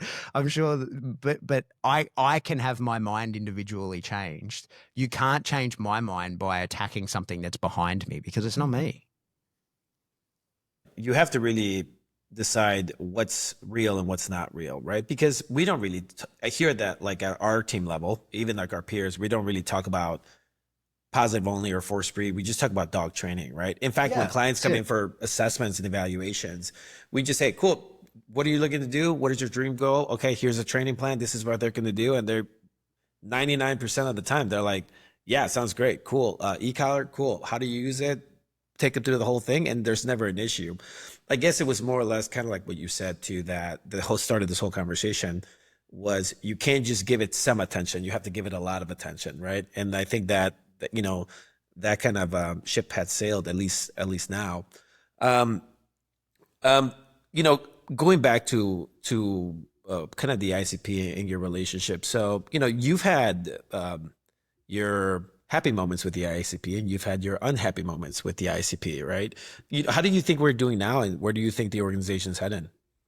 Look, if I'm going to be totally honest, mate, I'm not very plugged in at the moment. So it looks to me like things are going great, but I'm not on the inside to, you know, I have retreated within quite a bit. I'm busy. I'm trying to build something.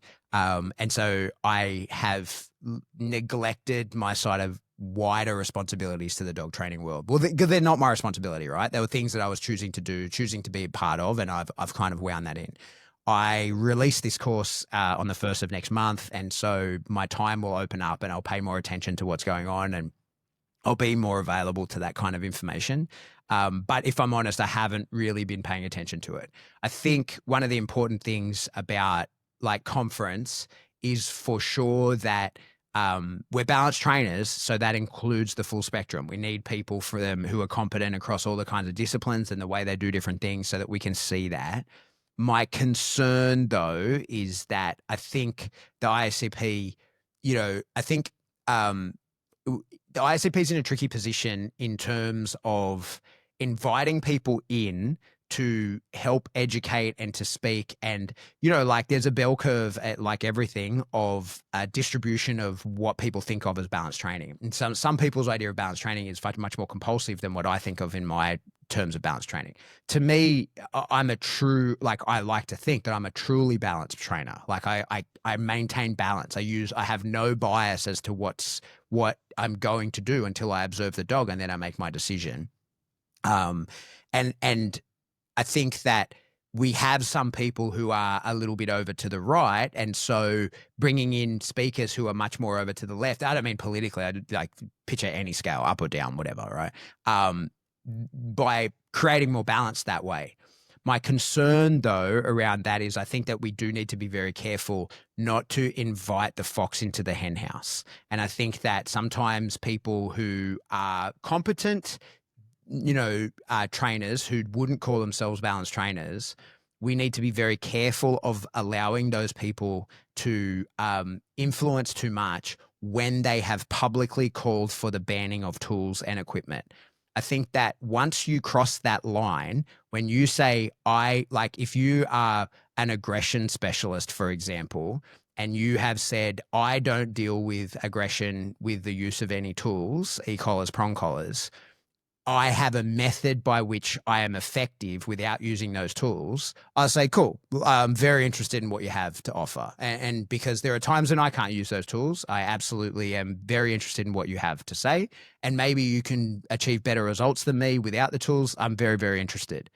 But the moment that same person then says, and I think those tools should be banned, I no longer find you to be a person that I should engage with. I no longer find you to be a person who should have any opinion on anything that goes forward, because you are not a balanced trainer at that point. And I don't mean like you need to be balanced as in doing it in a balanced approach. You need to understand that there's more going on than what you understand. And when I see speakers, when I see people being invited to speak who have publicly and put their name to bans of tools, those people give me the heebie-jeebies a little bit, because I think that those people are disingenuous. I think that those people are speaking about things they don't know enough about to make such claims. Now, it's fine. I think it's absolutely great to say, I'm really good at this thing and I don't use the tools. Come and learn from me. Fuck yeah, I'm there to learn. But the moment you go, hey, I'm really good at this thing, I don't use the tools, and this other thing that you do that I don't do and have never done and wouldn't know how to do if my life depended on it, I don't think you should be allowed to use the tools, and I'm going to support legislation that stops you doing that. I think the moment you cross that line, you are no longer a person who should be invited to speak at a conference like that. So that's where I'm at with things. I think that it's very important to have, we're balanced trainers, let's achieve balance. But I think that the moment somebody says, I want the tools banned and the people who use them to not be able to use them, despite me not knowing how they use them, where they use them, why they use them, and don't do the things that they do, I want to ban it. I think you've exposed yourself as a ridiculous person. I think that you've exposed yourself as a person who doesn't really understand dog training, doesn't really understand the totality of the industry, and maybe some scrutiny should be applied to you. Maybe we should cast a light on some of the stuff that you say, right? Maybe we should dig into your history a little bit, and we might find out maybe you're not a person that we want to speak at our conference because of some things that you do, right? That's where I'm at with the IACP. No, and obviously thank you for being honest, because it's ultimately that's what we want to hear, right? We no longer want to be an organization where we don't say the things that need to be said in order to truly live up to our mission statement and what our members sign up for, right? I think that's super important, and so I appreciate you saying that. I know you've been holding on to that for a while. just to quantify though, where I go with that is, I still work with a lot of special forces dog units, right? Or not a lot, some, right?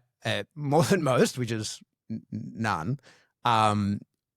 But I just don't when people want to ban equipment, it's sort of, it really grinds me because I'm like, you know nothing about how those dogs are used in those ways, right? Like hardly anybody does.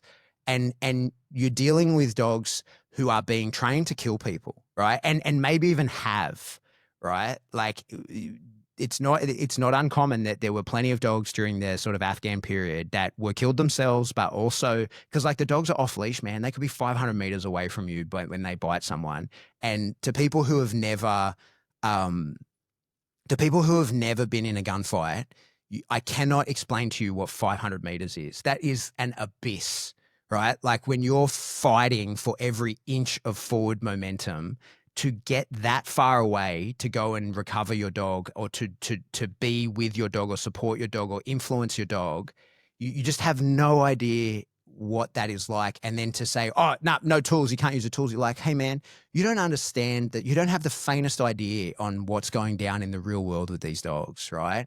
And when you want to ban the tools outright, that's a full ban. That goes across everything. And then we hear people say, well, no, but those units will still be able to use them. They won't. They're subject to the same laws as everybody else. That where they operate, like the way it works in the army in Australia here is they're bound by the laws of the state that they're in, right? So if your SF unit is in a state where there's those laws, they're not allowed to use them. And then if you don't train with it, you can't use it overseas because you can't just suddenly magically have it on the dog when they need it, right? Without training with it. And similarly, who the fuck teaches those people? Right? Like who teaches them how to use this stuff, if not for the experts in the real world? And that's true of all kinds of stuff. Like we used to get civilian pistol coaches in.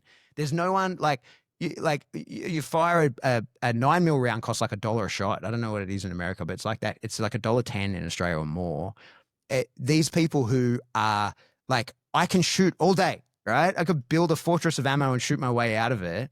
But just doing a lot of it doesn't make you good at it. You need the guys who are like, every time I pull this trigger, it's very expensive to me. I'm going to pay a lot of attention. The civilians that come in and teach us are infinitely better because they don't have the resources that the army has, right?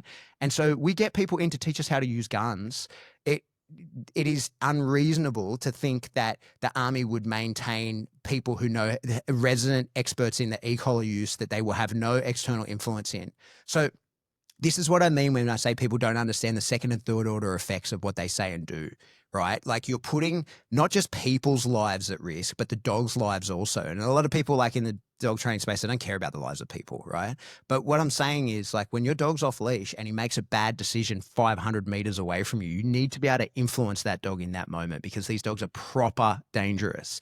And for sure, the answer often from those people is, oh, dogs shouldn't be used that way. I'm like, yeah, I agree. But like going to war is not something anybody's really choosing, okay? Like this is like if we're going to say dogs shouldn't be used that way, for sure, I'm with you. We shouldn't be going to war ever. We should live in peace. I'm 100% on board.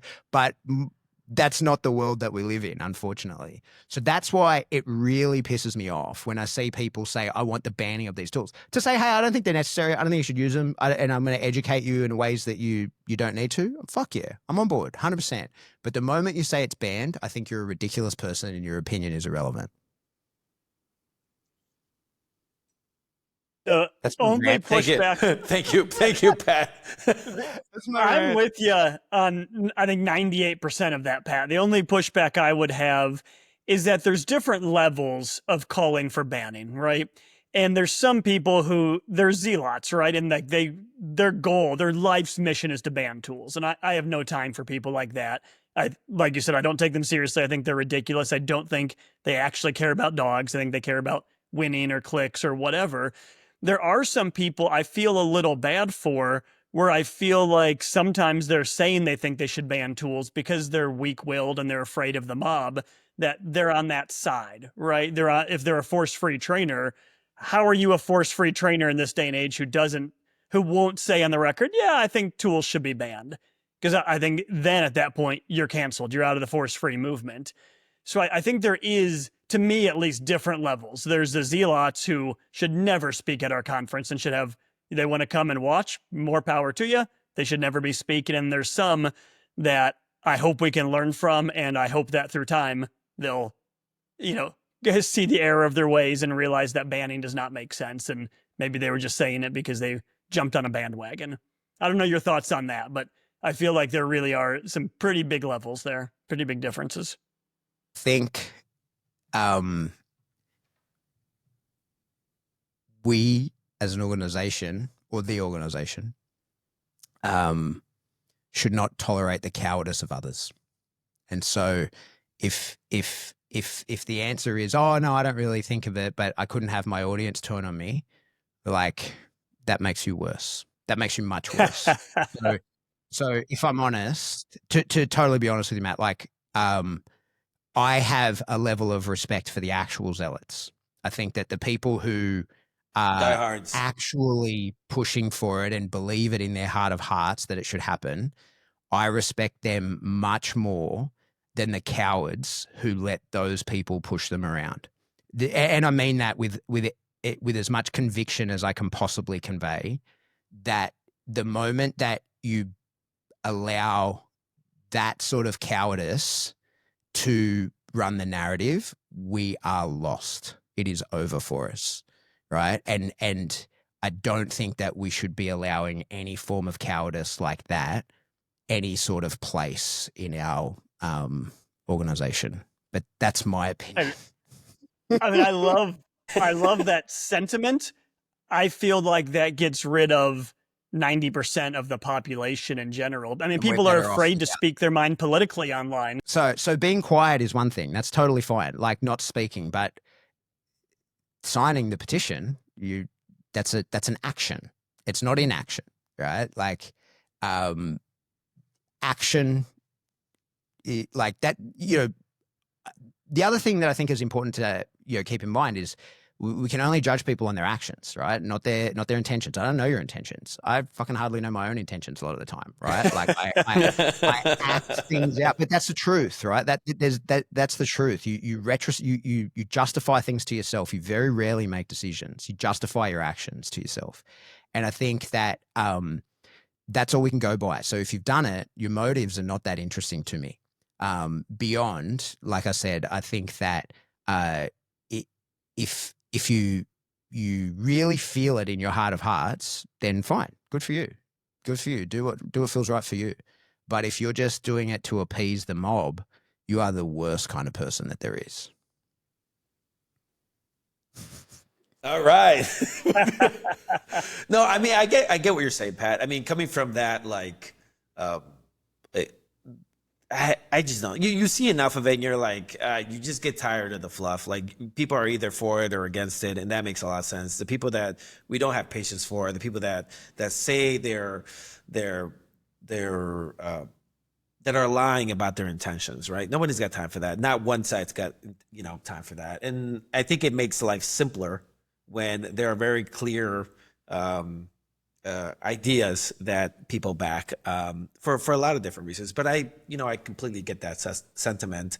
And I think that everyone has always been struggling with that sentiment because everyone kind of believes it sometimes when it shows up, right? Like that initial emotion or reaction is like what you actually think and what you actually feel, right? And then there's all this additional justification that happens after you experience that emotion. And I feel like that's where the whole organization's at. That's where some of the board members can be at, I'm looking at it in the scopes of, like, I don't know, the last 5 years for the IACP. I'm also a person that I used to have people walk into the business and yell about prong collars in the lobby, and they're going to ban these, and you're going to go to jail next week, and they're going to, I mean, they would just be crazy, right? So I've also experienced that. So, I can side a little bit with you in terms of those statements. But kind of like, I guess wrapping up a little bit, what's next for you? Obviously, what's next for you in your next steps in your career with what you got going on? I know you spent a lot of time training. You've been coaching a lot. I mean, you've traveled. We've had you here plenty of times. You've traveled all over the place, teaching and instructing. What are the next steps for you? I see you have a series I saw your emails different when I sent you the link. It was the serious dog business.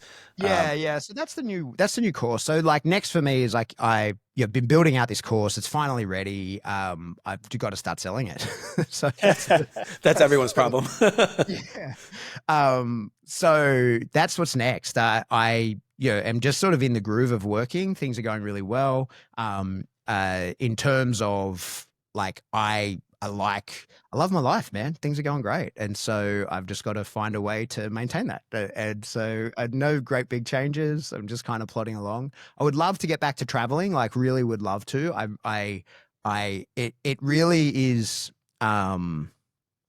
it's a real conflict within me in that I love doing it, but I also hate it as well, right? I love teaching in front of people. I love those sort of group settings. I love teaching seminars. The boot camps are one of my favorite things in the world to do, but also being away from my kids for a full week is hard. That's hard on me. That's logistically very difficult on my wife, who has to hold down the fort while I'm gone. I've got dogs, all that kind of stuff. So like, I would love to find a way to do more of that in the future. But for me, it's about sort of just maintaining. Like, I think that in the space, I want to continue to train cool dogs to do cool things. That's the kind of dog training that I like to do. I like to train cool dogs to do cool things, whatever that is. So the kind of people that I work with at the moment, I really only work with people who are looking to achieve something, not people who are like, I got this pain in the ass. And like, I'm like, there's plenty of people that can, I have trained many people that can come and help you with that. I'm at a point where if you want to do something cool with that dog, I'm your guy. I can help you out, right? I can sort of assist along the way. I want to continue to educate trainers. I think that I have a skill in explanation. Like I'm good, I'm competent, I know what I'm doing. But I think that as an educator, I'm very good. And so I enjoy doing that. And I think that I enjoy seeing the influence of the information that I've passed on. I like seeing people doing it in action. I like seeing that, I like seeing sometimes people who are really maybe heavy-handed or sort of old school hard approach soften. And I like seeing people who are maybe too soft and really are not achieving much sort of, move a little bit further over and start seeing success in ways that they feel comfortable with, but haven't been able to achieve in the past. So that's my goal, is to continue to do that kind of thing.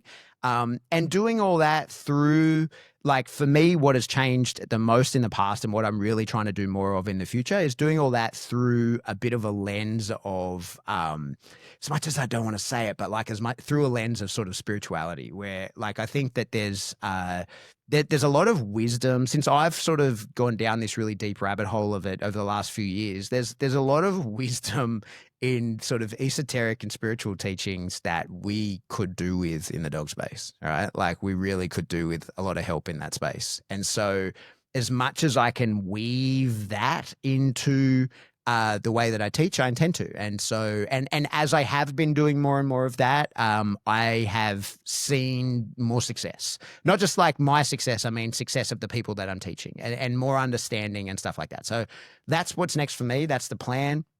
Just sort of maintain.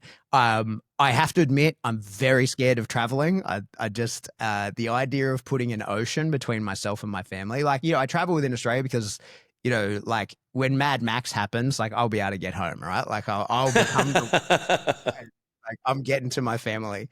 But if like, I'm not a great sailor. I don't know how to get across the Pacific Ocean. So like, I'm hesitant to put an ocean between myself and my family at the moment. The world is it's a tricky place at the moment. There's a lot going on, and I as much as that's way outside of my sphere of influence, it's definitely within my sphere of understanding, and so I'm a little bit scared of it. I like the spheres. Where'd you pull that from? I'm pretty sure that's a military one. I'm pretty sure that's old school army. You have your sphere of, well, there's a lot, right? Like, but there's your sphere of knowledge and your sphere of influence. So like, I know about it, but nothing I can do about it. Right? Yeah. Stephen Covey's big on that, if you've ever read his book. Yeah, right. Okay, yeah. Yeah. So like at the moment, we're on the brink of 3 different nuclear wars. So I'm sort of like, I'm not going anywhere. Yeah. Not that I think I'm any safer here, but in all honesty, my worst nightmare, the thing when I sit down and think about what's the worst possible outcome for myself would be to be separated from my family. So like, that's why I'm a little scared to travel from them. Like if something happened, and I think that 5 years ago, that was a fairly, ridiculous thing to say. And you could be like, hey, that's stupid. Why would you even consider that? But I think in the world that we've experienced in the last 5 years, it absolutely happened to numerous people. And I did get separated from my family during a COVID lockdown at one point. I had to stay in a certain state. It was only for a week, but there was no way to get to my family for a week. And I thought, I don't like this at all. And I just think that that's the reality of the world we live in at the moment, which is why I'm sort of minimizing my travel. Not stopping, but minimizing. Totally understandable. So essentially, life's great up until when the ICP calls and starts riling you up about all these crazy things. Life's great, man. And like I said, like I used some strong language back then. I support it. I stand by it. But I don't get involved in that stuff. Like I'm not. It's not something. It doesn't affect me in my day to day because, like I said earlier, like I don't send any energy to it. Right. I like something you said, and I think it should be a shirt. And it says, you said, I like doing cool things with cool dogs. Yeah. That's dope. Yeah. That should be a shirt. But I did a series of seminars called that. It was like a ripoff from Zoolander where I said, it's the dog training seminar for people who want to learn to do cool things with their dog. Yeah, like that was actually what it was called. It was at this big poster, the dog training seminar for people who want to learn to do cool things with their dog. And other interesting things, I think it said. And other interesting things. All right, Pat, we're going to be done bothering you on Wednesday morning. It's Wednesday morning your time, right? Yeah. I appreciate you getting in the podcast. Obviously, we've touched base. Yeah, of course. Hey, man, if you need anything, reach out. We're big fans of yours. I'm sure the membership, I mean, they're big fans as well. So I appreciate you supporting the organization and all the years that you've supported it through thick and thin, thanks again. And Matt, any final words here? No, this was awesome. Appreciate it. Oh, I guess, yes, this was awesome. Appreciate it, Pat. And do you mind hanging out for a second as we wrap up here to talk about a couple of quick things offline? Yeah, of course. No problem. Awesome. Thanks for having me, guys. I appreciate you. Absolutely. Making the time. All right, guys. And that wraps up our Dog Pro Radio episode. Thanks for listening. We'll see you guys next time. Welcome to Dog Pro Radio. Yo, listen. Dog Pro Radio, yo, act to watch. It's Dog Pro Radio, brings back the buses. Dog Pro Radio, and mates alike. Dog Radio brings back tonight. Dog Pro Radio, yo, act to watch. It's Dog Pro Radio, brings back the buses. Dog Pro Radio, and mates.